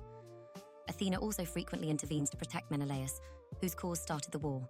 When the Trojan prince Hector challenges any Greek warrior to single combat and Menelaus accepts the challenge, Athena ensures that Hector's spear does not strike true, turning aside potentially fatal blows and keeping Menelaus safe until the combat is interrupted. But perhaps Athena's most dramatic intervention in the Iliad comes in Book 22, during the climactic single combat between Achilles and Hector. Hector, Troy's greatest defender, has killed Achilles' beloved companion Patroclus, and Achilles, mad with grief and rage, pursues Hector around the walls of Troy 3 times. Zeus initially considers saving Hector, but Athena argues that Hector's fate is sealed, that he must die to satisfy justice. As Achilles closes in on the exhausted Hector, Athena takes on the appearance of Hector's brother Deiphobus. She appears to Hector and encourages him to stand and fight, promising to stand beside him in battle against Achilles. Trusting his brother, Hector stops running and turns to face Achilles. But when Hector throws his spear and misses, and turns to ask Deiphobus for another spear, Athena has vanished. Hector realizes he has been deceived, that no mortal companion stands with him, and that he must face Achilles alone. This deception by Athena troubles some modern readers, but it reflects the Greek understanding of warfare and divine justice. Hector had killed Patroclus, and blood demanded blood. Athena's trickery ensured that justice was done, that Achilles got his revenge, that Troy moved one step closer to its fated destruction. From the Greek perspective, Athena was not being cruel, but was fulfilling her role as a goddess of both war and justice, ensuring that the right outcome occurred. Beyond Homer's Iliad, other works in the epic cycle describe Athena's continued involvement in the war. When the Greeks captured the Trojan prophet Helenus and forced him to reveal the conditions for Troy's fall, Athena helped fulfill those conditions. The Greeks needed the bow and arrows of Heracles, which were now in the possession of Philoctetes, a Greek warrior who had been abandoned on the island of Lemnos early in the war after being bitten by a snake. Athena helped Odysseus and Diomedes convince Philoctetes to return to Troy, soothing his well-justified anger at his abandonment. Most famously, Athena inspired the stratagem that finally ended the war, the wooden horse. Odysseus, always Athena's favorite among the Greeks for his intelligence and cunning, conceived the plan, but several sources credit Athena with putting the idea into his mind or helping design the actual structure. The Greeks built an enormous wooden horse, hiding their best warriors inside, and left it on the beach as they pretended to sail away. The Trojans, convinced the war was over and believing the horse to be a votive offering, brought it into their city despite warnings from the prophet Cassandra and the priest Laocoon. That night, the Greeks hidden inside the horse emerged, opened the city gates for their army which had sailed back under cover of darkness, and Troy was taken. The city was burned, the men killed, the women and children enslaved. It was a complete victory for the Greeks, achieved not through frontal assault but through clever deception, a victory of strategy over strength, exactly the kind of triumph Athena favored. However, the Greeks' victory came with a terrible cost that revealed another aspect of Athena's nature, her fierce protection of her own honor and sacred spaces. During the sack of Troy, Ajax the Lesser, one of the Greek warriors, committed a terrible sacrilege. He found Cassandra, daughter of King Priam, clinging to a statue of Athena in the goddess's temple seeking sanctuary. Ajax dragged Cassandra away from the statue and raped her, violating both the sanctuary of the temple and the sacred laws of asylum. Athena, enraged at this desecration of her sanctuary, demanded that the Greeks punish Ajax, but Agamemnon and the other leaders, in their triumph, failed to properly address Ajax's crime. Ajax himself took refuge at Athena's altar, which the Greeks did not dare violate, and so he went unpunished. Athena's wrath was terrible. She sent a devastating storm to destroy the Greek fleet as it sailed home from Troy. The storm scattered the ships across the Aegean, sinking many and driving others off course. The storm struck at Cape Caphareus, where rocks and reefs claimed dozens of Greek vessels. Ajax's own ship was destroyed, and though he initially survived by clinging to a rock, Poseidon split the rock with his trident and Ajax drowned. According to some versions, it was Athena herself who struck the rock with one of Zeus's thunderbolts, which her father had given her permission to wield. This aftermath of the Trojan War demonstrates Athena's absolute intolerance for violations of sacred law and proper worship. She had supported the Greeks throughout the war, had helped them achieve victory, but she would not overlook crimes committed against her or in her temples. Justice, in Athena's understanding, applied to everyone, even to those who fought on her favored side. The violation of her sanctuary demanded punishment, and when the Greeks failed to provide it, she took matters into her own hands. The scattering of the Greek fleet led to many individual adventures that would spawn their own tales. Odysseus's 10-year journey home, recorded in Homer's Odyssey, was in part a consequence of Athena's storm. Agamemnon's return home to be murdered by his wife and her lover was made possible by his ships being driven off course. The aftermath of Troy became, in some ways, as significant as the war itself, spawning countless stories and lessons. For the Greeks listening to and reading these stories, the Trojan War as a whole and Athena's role in it taught several important lessons.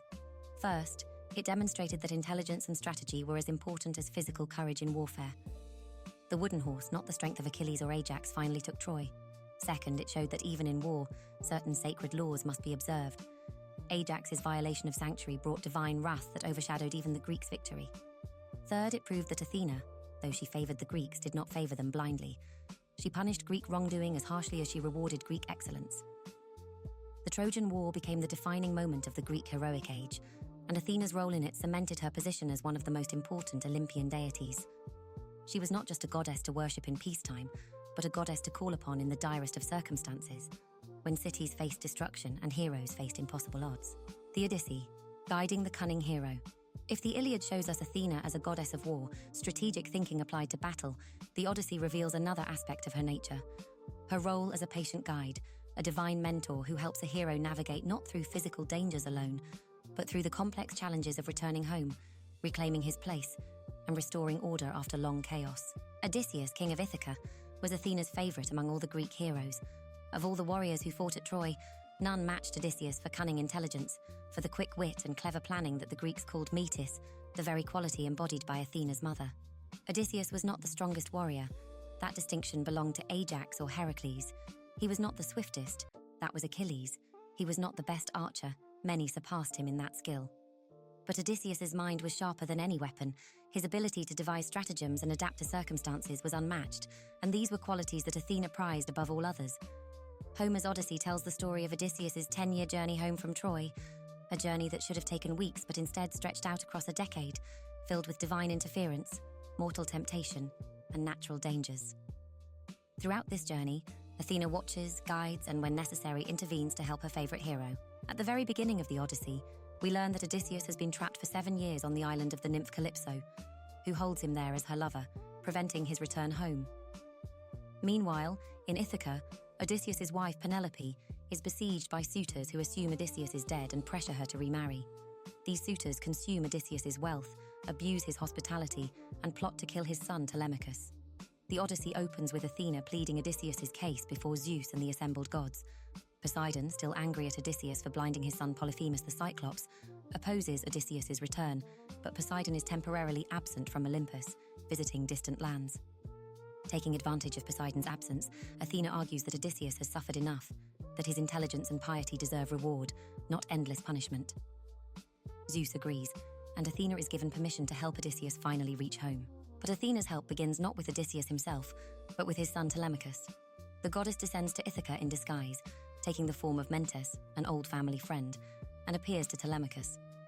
She finds the young prince sitting among the arrogant suitors, daydreaming about his absent father, feeling helpless to change his situation. Athena, as Mentes, speaks to Telemachus with both encouragement and challenge. She tells him he must grow up, must stop being passive, must take action to assert his rights and seek news of his father. She advises him to call an assembly of the Ithacans, to denounce the suitors publicly, and then to journey forth to seek information about Odysseus's fate. Telemachus, inspired by Athena's words, begins to find his courage, begins to act rather than simply endure. This pattern repeats throughout the first 4 books of the Odyssey, often called the Telemachy, the story of Telemachus. Athena continues to appear to the young man in various disguises, guiding him to Pylos to speak with Nestor, then to Sparta to speak with Menelaus. Each step of this journey builds Telemachus's confidence, gives him experience in speaking with authority figures, teaches him about heroism and leadership through the stories Nestor and Menelaus tell about the Trojan War and its aftermath. Athena's patient cultivation of Telemachus demonstrates her understanding that helping the next generation is as important as helping the current one. Odysseus will need Telemachus's help when he finally returns, and Telemachus will need to be ready to be more than just a boy waiting for his father.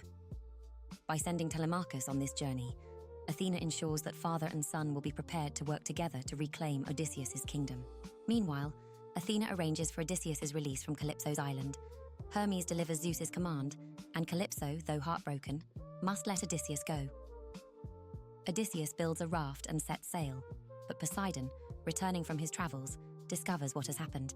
The sea god sends a terrible storm that destroys Odysseus' raft and nearly drowns him. Athena, however, ensures that Odysseus survives.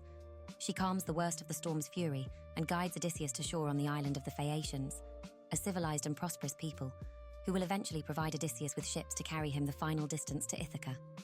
When Odysseus washes up on the beach, exhausted and naked, sleeping under a pile of leaves, Athena goes to the Phaeacian princess Nausicaa and sends her a dream, inspiring her to go to the beach to do laundry, ensuring that Nausicaa will discover Odysseus and bring him back to the palace.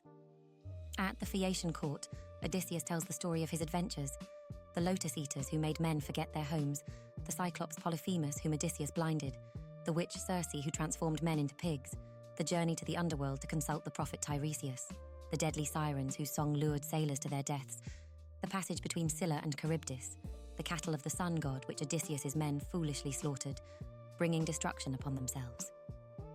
Through all these trials, Athena's absence is notable. She could not help Odysseus directly while Poseidon actively opposed him. But now, with the Phaeacians' help, Odysseus finally reaches Ithaca. And here, Athena's most significant intervention begins. When Odysseus wakes on the beach of his homeland, Athena has caused a mist to hide the familiar landmarks, so Odysseus does not immediately recognize where he is. She appears to him disguised as a young shepherd and converses with him. Odysseus, true to his cunning nature, immediately lies about his identity, inventing an elaborate false backstory.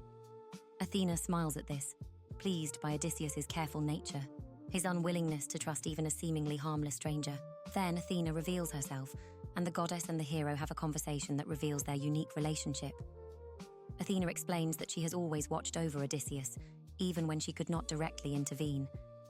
She admires his intelligence, his careful planning, the way his mind works like hers.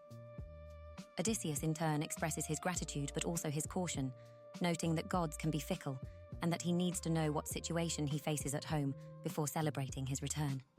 Athena transforms Odysseus' appearance, making him look like an old beggar so he can enter his own palace unrecognized and assess the situation with the suitors.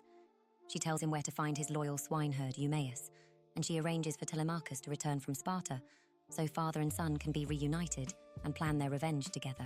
The final books of the Odyssey describe Odysseus' careful planning, supported by Athena's guidance to kill the suitors and reclaim his kingdom. Athena ensures that Odysseus' bow, which no one but Odysseus can string, is available for the critical moment.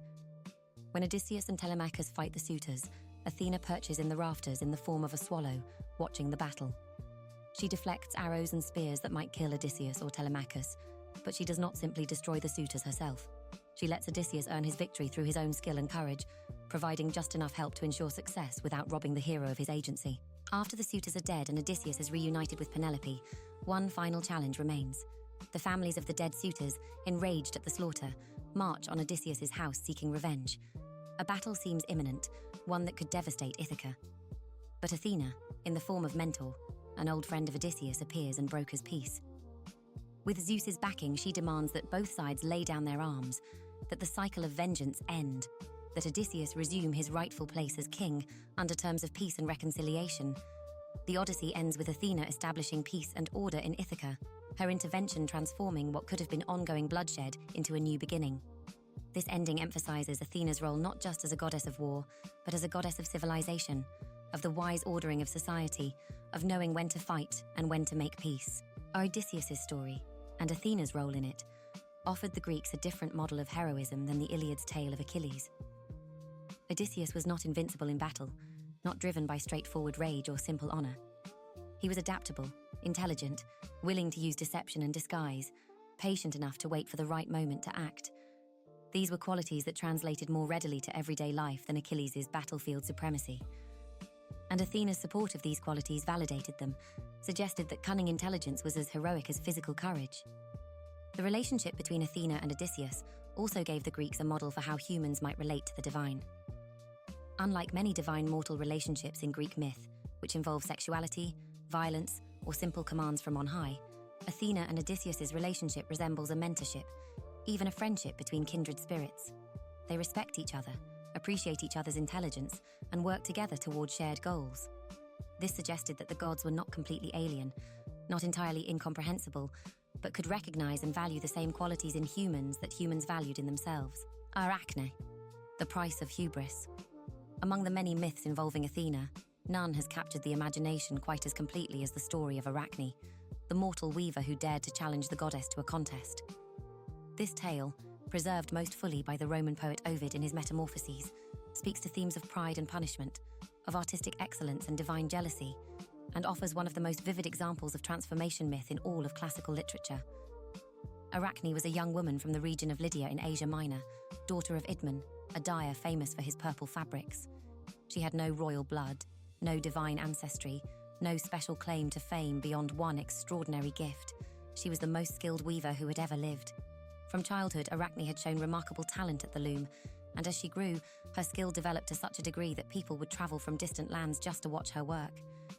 Ovid describes the beauty of Arachne's artistry in loving detail. It was not merely that her finished products were beautiful, though they certainly were.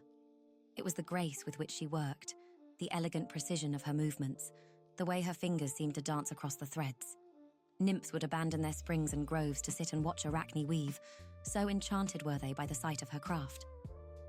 People began to say that surely Arachne must have been taught by Athena herself, for who else could have given her such skill?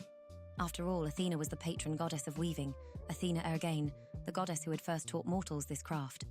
It seemed logical that the greatest mortal weaver must have received divine instruction.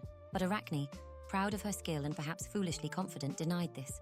She claimed that her talent was entirely her own, born from her own practice and natural ability, owing nothing to divine instruction. Some sources emphasize that Arachne didn't merely deny having been taught by Athena. She actively boasted that her skill might even surpass the goddesses, that if they were to compete, she might win. This claim, this hubris, could not go unanswered. Hubris, excessive pride that challenged the gods, was perhaps the most serious moral failing in Greek thought.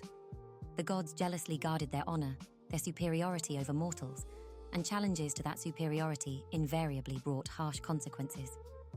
Athena, hearing of Arachne's boasts, decided to give the girl a chance to recant. The goddess disguised herself as an old woman, bent with age, and approached Arachne. In this form, she gently advised Arachne to be more modest, to acknowledge the god's supremacy, to claim skill among mortals by all means, but not to set herself up as equal or superior to divine powers. The old woman suggested that Athena would surely forgive past boasts if Arachne would show proper respect going forward. But Arachne, young and prideful, refused. She was not dissuaded by the old woman's advice. Indeed, she became more defiant, openly challenging Athena to appear and compete with her if the goddess thought herself superior. "Let them have a contest," Arachne said, "and let everyone see whose skill was greater." At this, Athena dropped her disguise. The old woman's form fell away, revealing the goddess in her full glory, radiating divine light, terrible and beautiful. The nymphs who had gathered to watch Arachne work immediately fell to the ground in worship. Even Arachne herself seemed briefly awed. But the girl's pride quickly reasserted itself, and she stood her ground, meeting the goddess's gaze without flinching. Athena accepted the challenge, and the contest began. 2 looms were set up, and both goddess and mortal began to weave. Ovid devotes considerable space to describing the tapestries that each created, for the content of these weavings was as important as their technical quality. Athena's tapestry depicted the gods in all their glory and might, seated on high thrones, majestic and powerful. She wove the scene of her own contest with Poseidon for Athens, showing herself victorious through the gift of the olive tree. In the 4 corners of her tapestry, she wove cautionary scenes, mortals who had challenged the gods and been punished for their presumption. She showed Haemus and Rhodope, transformed into mountains for claiming to be Zeus and Hera. She showed the Pygmaean queen turned into a crane for daring to compete with the gods. Each corner scene reinforced the same message: challenging the gods brings disaster. Arachne's tapestry told a very different story. With equal skill, perhaps even greater artistry, Arachne wove scenes of the gods at their worst. She depicted Zeus's many seductions and deceptions, Zeus as a bull carrying off Europa, Zeus as a swan with Leda, Zeus as golden rain impregnating Danae. She showed Poseidon's violations, Apollo's pursuits of unwilling nymphs, and other tales of divine misconduct. Her tapestry exposed the gods' hypocrisy, their abuse of power, their treatment of mortal women as playthings for divine lust. This was not merely skilled weaving, it was commentary, criticism, even mockery. Arachne had created a work of art that questioned the gods' moral authority, that suggested their power did not equal virtue, that their demands for respect from mortals rang hollow when set against their own behavior. When both tapestries were complete, Athena examined Arachne's work carefully, looking for flaws, for any imperfection she could criticize, but there were none. Arachne's weaving was absolutely flawless, every thread in place, every scene perfectly rendered. As Ovid writes, even Athena's envy could find no fault with the work. Technically, Arachne had equaled or even surpassed the goddess. But the content of the tapestry, the challenge it represented, the mockery it contained, could not be tolerated. Athena's rage exploded. She tore Arachne's beautiful tapestry to shreds, ripping apart the scenes that had criticized the gods. Then she struck Arachne repeatedly with her shuttle, the wooden tool used in weaving, hitting the girl on the head again and again. Arachne, shocked by this violence, overcome with shame and despair at seeing her greatest work destroyed, could not bear it. She found a rope and hanged herself, choosing death over the humiliation and pain. But even in death, Arachne would find no peace. Athena, perhaps feeling some regret for driving the girl to suicide, or perhaps wanting to ensure that the punishment fit the crime, saved Arachne from death, but transformed her. She sprinkled Arachne with the juices of aconite, a poisonous herb associated with Hecate, goddess of magic and witchcraft. As the potion touched her, Arachne's body began to change. Her hair fell out, her nose and ears vanished. Her body shrank and twisted, becoming small and round. Her arms and legs elongated, becoming thin and spindly. Her fingers fused to her body, transforming into legs. Arachne became a spider, the Greek word for which is Arachne, doomed to weave forever but never to create the grand tapestries of her youth, only the simple geometric webs that spiders make. This transformation was Athena's final word on the matter. Arachne had wanted to weave. She would weave for all eternity. She had challenged a goddess. She would spend her existence as something small and easily crushed, feared by many, welcome in no home. The punishment fit the crime, and it would serve as a warning to others who might consider similar hubris. The myth of Arachne and Athena has inspired countless interpretations and retellings. On its surface, it seems to be a straightforward cautionary tale about the dangers of pride, about the importance of respecting the gods and knowing one's place in the cosmic order. Arachne's skill made her arrogant. Her arrogance led her to challenge a goddess, and her challenge brought terrible punishment. The moral seems clear: be excellent if you can, but never claim to equal the gods. But the myth contains layers of complexity that have fascinated readers for millennia. Notice that Athena's rage seems to come not primarily from being equaled in skill, but from being challenged and criticized. Arachne's tapestry spoke uncomfortable truths about divine behavior, and truth is not always welcome, even or especially when it comes from powerless mortals. The destruction of Arachne's tapestry might be read as censorship, as the powerful silencing criticism they find inconvenient. From this perspective, Athena's reaction seems less like righteous punishment and more like a powerful being lashing out because their authority has been questioned. The transformation of Arachne becomes not a fitting punishment but an act of cruelty, turning a gifted artist into a creature capable only of the most basic craft, silencing her voice while forcing her to continue a diminished version of what she once excelled at. Ovid himself seems to invite this critical reading. His description of Arachne is sympathetic, emphasizing her humble origins and genuine skill. His description of Athena's tapestry is respectful, but also somewhat stiff, focused on divine power and glory. His description of Arachne's tapestry is more lively, more engaging, and while he does not explicitly praise Arachne's choice of subject, neither does he condemn it. The reader is left to form their own judgment about whether Athena's reaction was justified or excessive. The transformation into a spider also carries interesting symbolism. Spiders are associated with patience, with careful planning, with creating elaborate structures from simple materials. In some ways, spiders embody qualities that Athena herself represents: strategic thinking, careful construction, the creation of protective structures.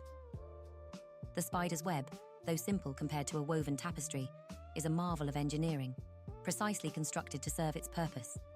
Perhaps Athena, in transforming Arachne, was not purely punishing her, but was also, in a twisted way, honoring her skills, ensuring that she would continue to weave in a form suited to her diminished status. The myth also speaks to the complex relationship between teachers and students, between masters and those who learn from them. If Arachne had been taught by Athena, even indirectly through the general gift of craft knowledge that the goddess had given to humanity, then Arachne's skill reflected well on her divine teacher. But Arachne's refusal to acknowledge any debt, her insistence that her skill was entirely her own, insulted the teacher by denying the teacher's role in the student's success. In later art and literature, Arachne's story has been retold many times, with different emphases and different morals. Some retellings focus on the dangers of pride, others on the tragedy of an artist destroyed by jealous power. Modern feminist readings have sometimes reclaimed Arachne as a symbol of female artists speaking truth to power, creating work that criticizes those in authority despite knowing the risks. The myth also served as an origin story, explaining why spiders exist and why they weave webs. Ancient Greeks, looking at spiders spinning their intricate webs, could tell themselves that these creatures had once been a human woman, blessed and cursed with the compulsion to weave forever. It made the natural world part of the mythological world, connected the everyday observation of a spider in its web to the grand stories of gods and heroes. For Athena herself, the story is somewhat unflattering, showing the goddess at her most vindictive, least wise. But perhaps even this served a purpose in Greek religion, which did not portray the gods as perfectly moral beings, but as powerful forces with their own emotions, including jealousy, anger, and pride. Athena could be wise and just, as she was in most stories, but she could also be petty and cruel when her authority was challenged. The gods were complex, multifaceted, capable of both great good and great evil, and mortals had to navigate carefully in their interactions with divine powers, never forgetting that God's patience had limits, and their wrath was terrible. Festivals and worship, honoring the goddess. To truly understand Athena's importance in ancient Greek life, we must look beyond the myths and examine how she was actually worshipped, how cities and individuals honored her, what festivals were held in her name, and how her cult shaped the religious life of Athens and other Greek cities. For the ancient Greeks, the gods were not merely characters in stories, but active presences in daily life, beings who required honor, sacrifice, and attention if they were to continue blessing mortals with their favor. Among all the festivals dedicated to Athena, none was more important or more spectacular than the Panathenaea, the great festival held in Athens every year, with an especially magnificent celebration, the Great Panathenaea, occurring every 4 years. This festival, according to tradition, had been founded by Erycthonius, Athena's foster child, and an early king of Athens, making it one of the most ancient religious observances in the city. The name Panathenaea means all Athenian, and it reflected the festival's function as a unifying force for the Athenian people. During the Panathenaea, Athenians from all walks of life, from all parts of Attica, would come together to celebrate their patron goddess and their shared identity as Athenians. Even metics, the resident foreigners who lived in Athens but were not citizens, participated in certain aspects of the festival, though only full citizens could enter the Acropolis itself during the sacred procession. The Lesser Panathenaea, held annually in the month of Hecatombaion, roughly corresponding to our late July and early August, was a relatively modest affair compared to its grander counterpart. The festival lasted several days and included athletic competitions, musical contests, and a procession to the Acropolis, where a newly woven peplos, a type of robe, would be presented to the ancient wooden statue of Athena Polias in the Erechtheion. But the Great Panathenaea, celebrated every 4 years, was a spectacle to rival the Olympic Games. The festival lasted at least a week, possibly longer, and attracted visitors from throughout the Greek world.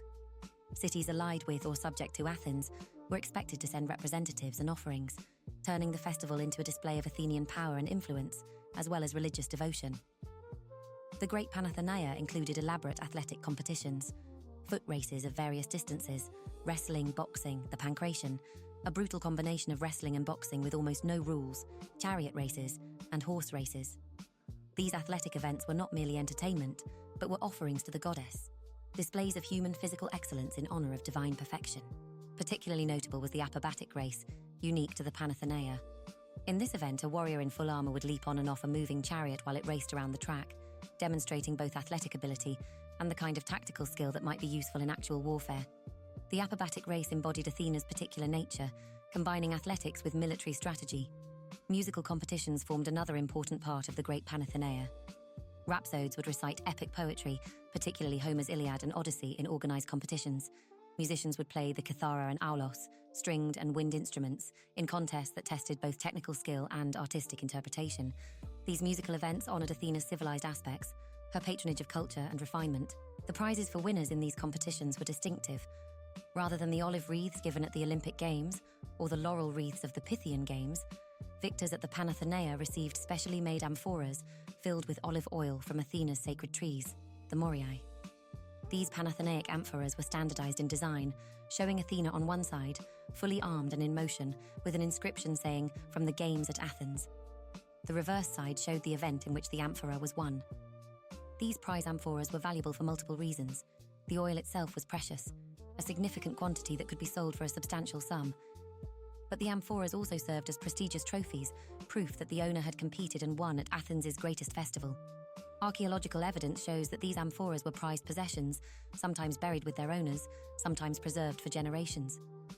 Examples have been found throughout the Mediterranean world, from Sicily to the Black Sea, testament to the festival's far-reaching influence. The climax of the Great Panathenaea was the procession to the Acropolis, held on the festival's final day, the 28th of Hekatombion, believed to be Athena's birthday.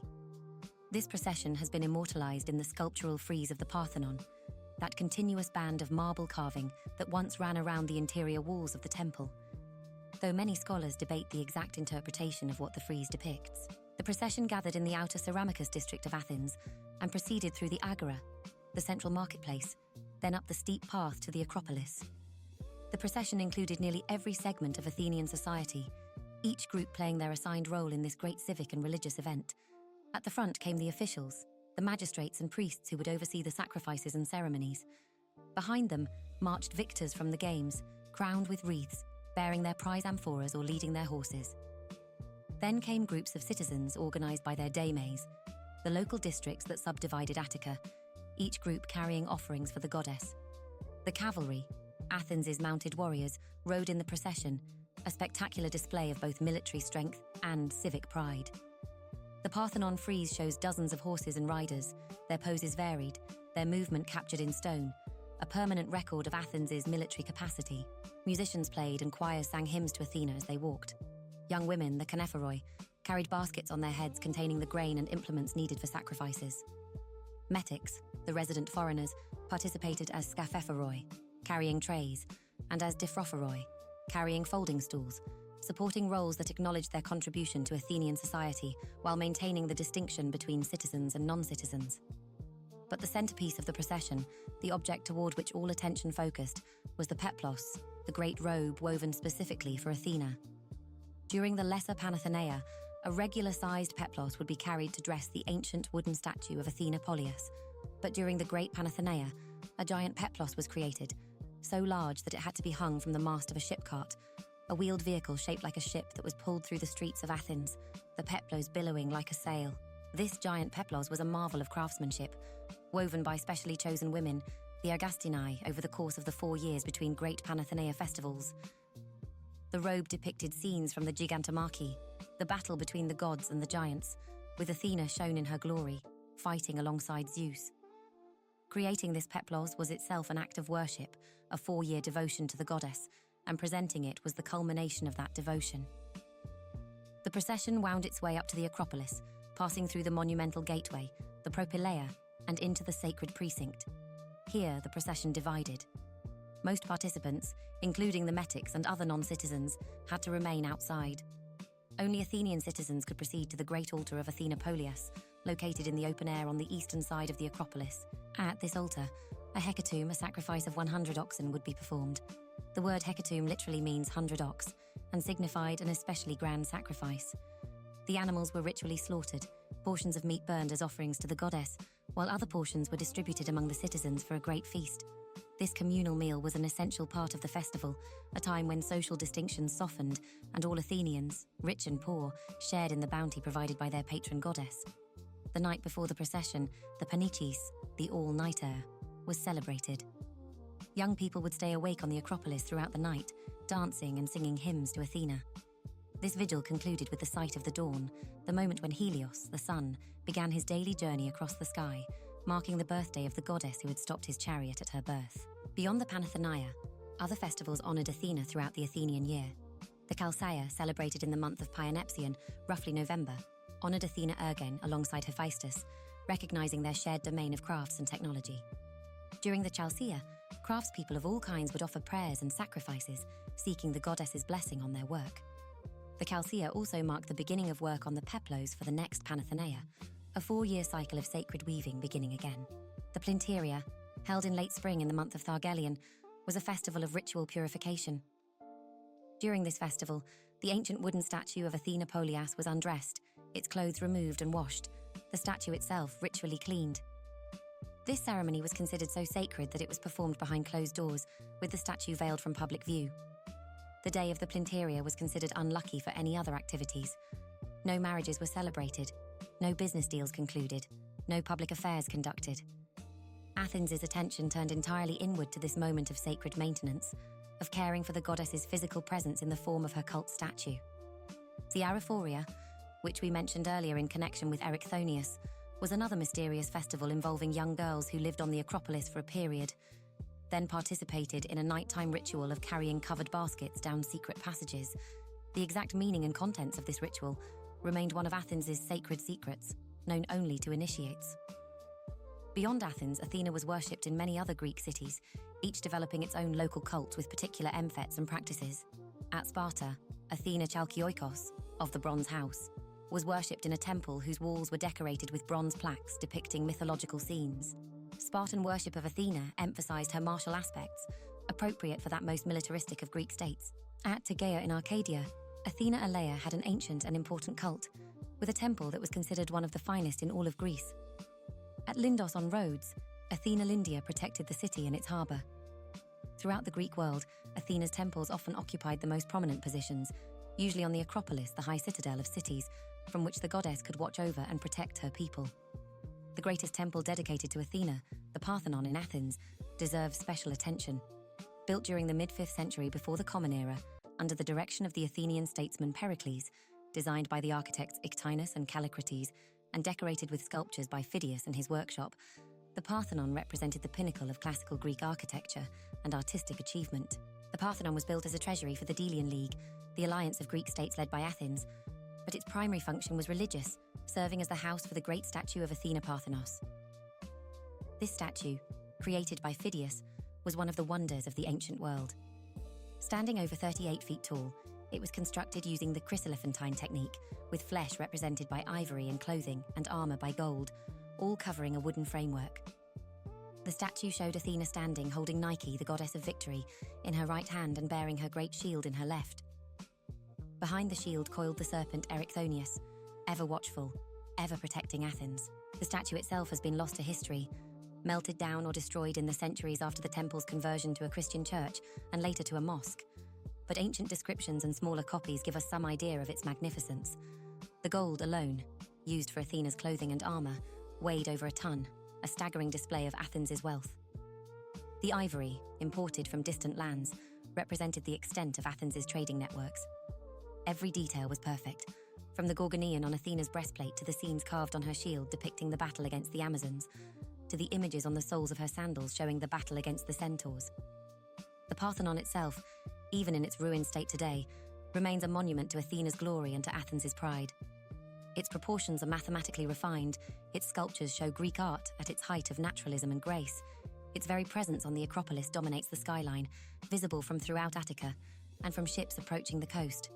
For over 2,000 years, the Parthenon has stood, though scarred by time, warfare and looting, as a testament to the goddess and the city that built this temple to honor her. The religious life surrounding Athena, these festivals and temples and rituals, formed the framework through which ancient Athenians understood and related to their patron goddess.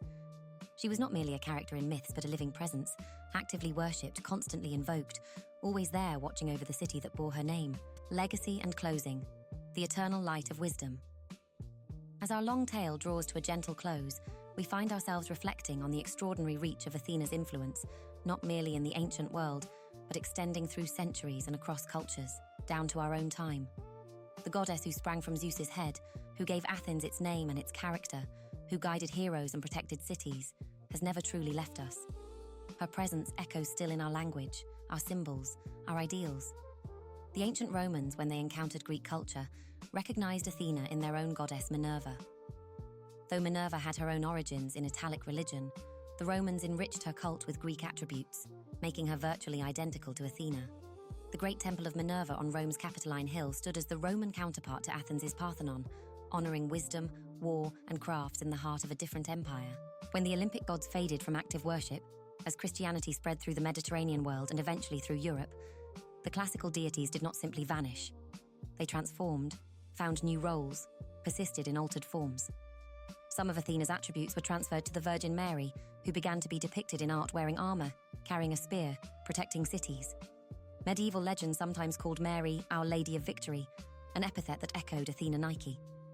Athena herself returned during the Renaissance, when scholars and artists rediscovered classical learning and sought to revive ancient Greek and Roman culture.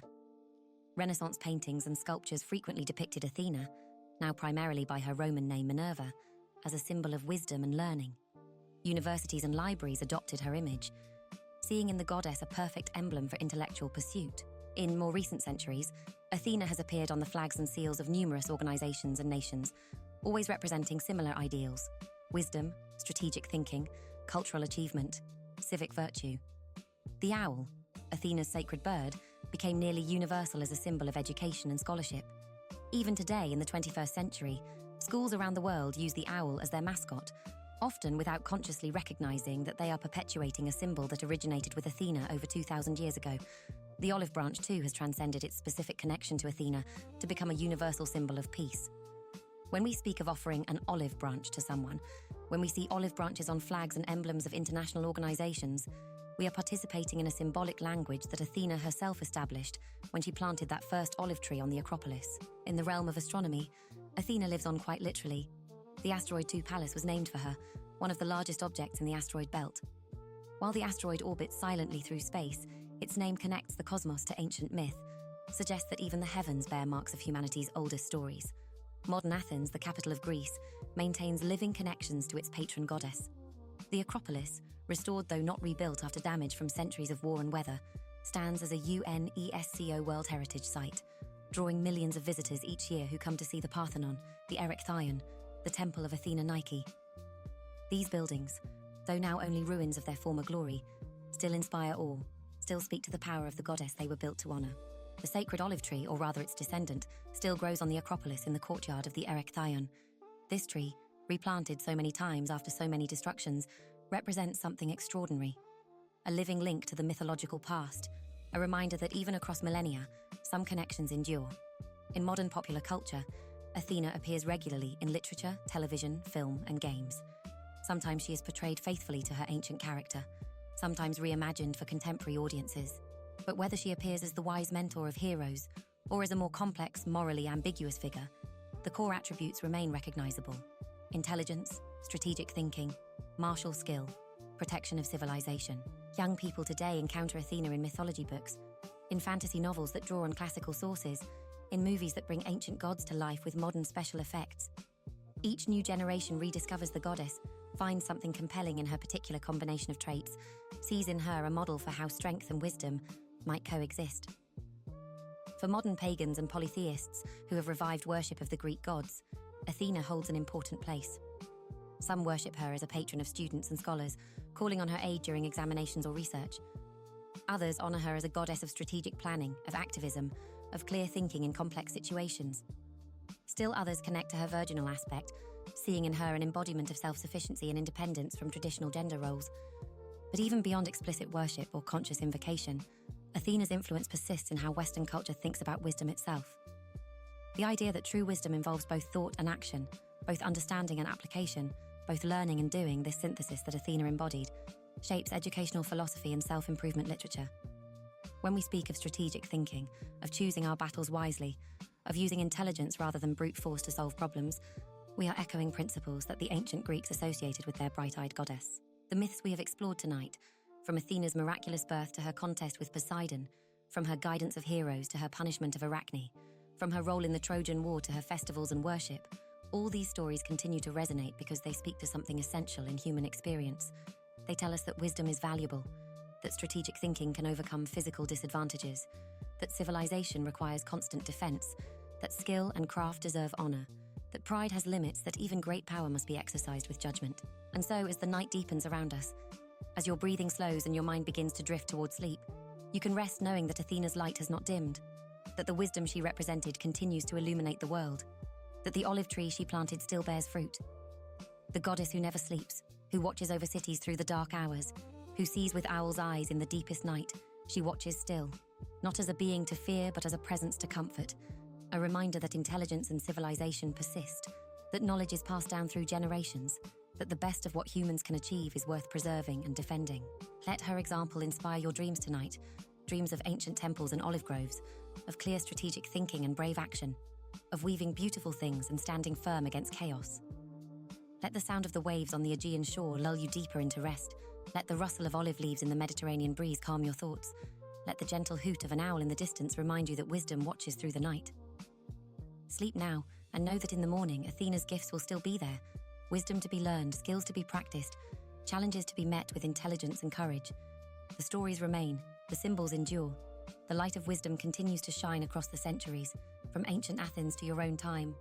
A steady flame that no darkness can extinguish. And if you have found value in this journey through Athena's story, if these ancient tales have brought you peace or insight, or simply a pleasant path towards sleep, remember to return. There are many more stories to tell, many more gods and heroes whose tales deserve to be heard in this gentle twilight manner. Perhaps you might consider subscribing to our channel, sharing these stories with others who seek the calm wisdom of ancient myths delivered in a sleep-friendly way. But for now, for tonight, this is enough.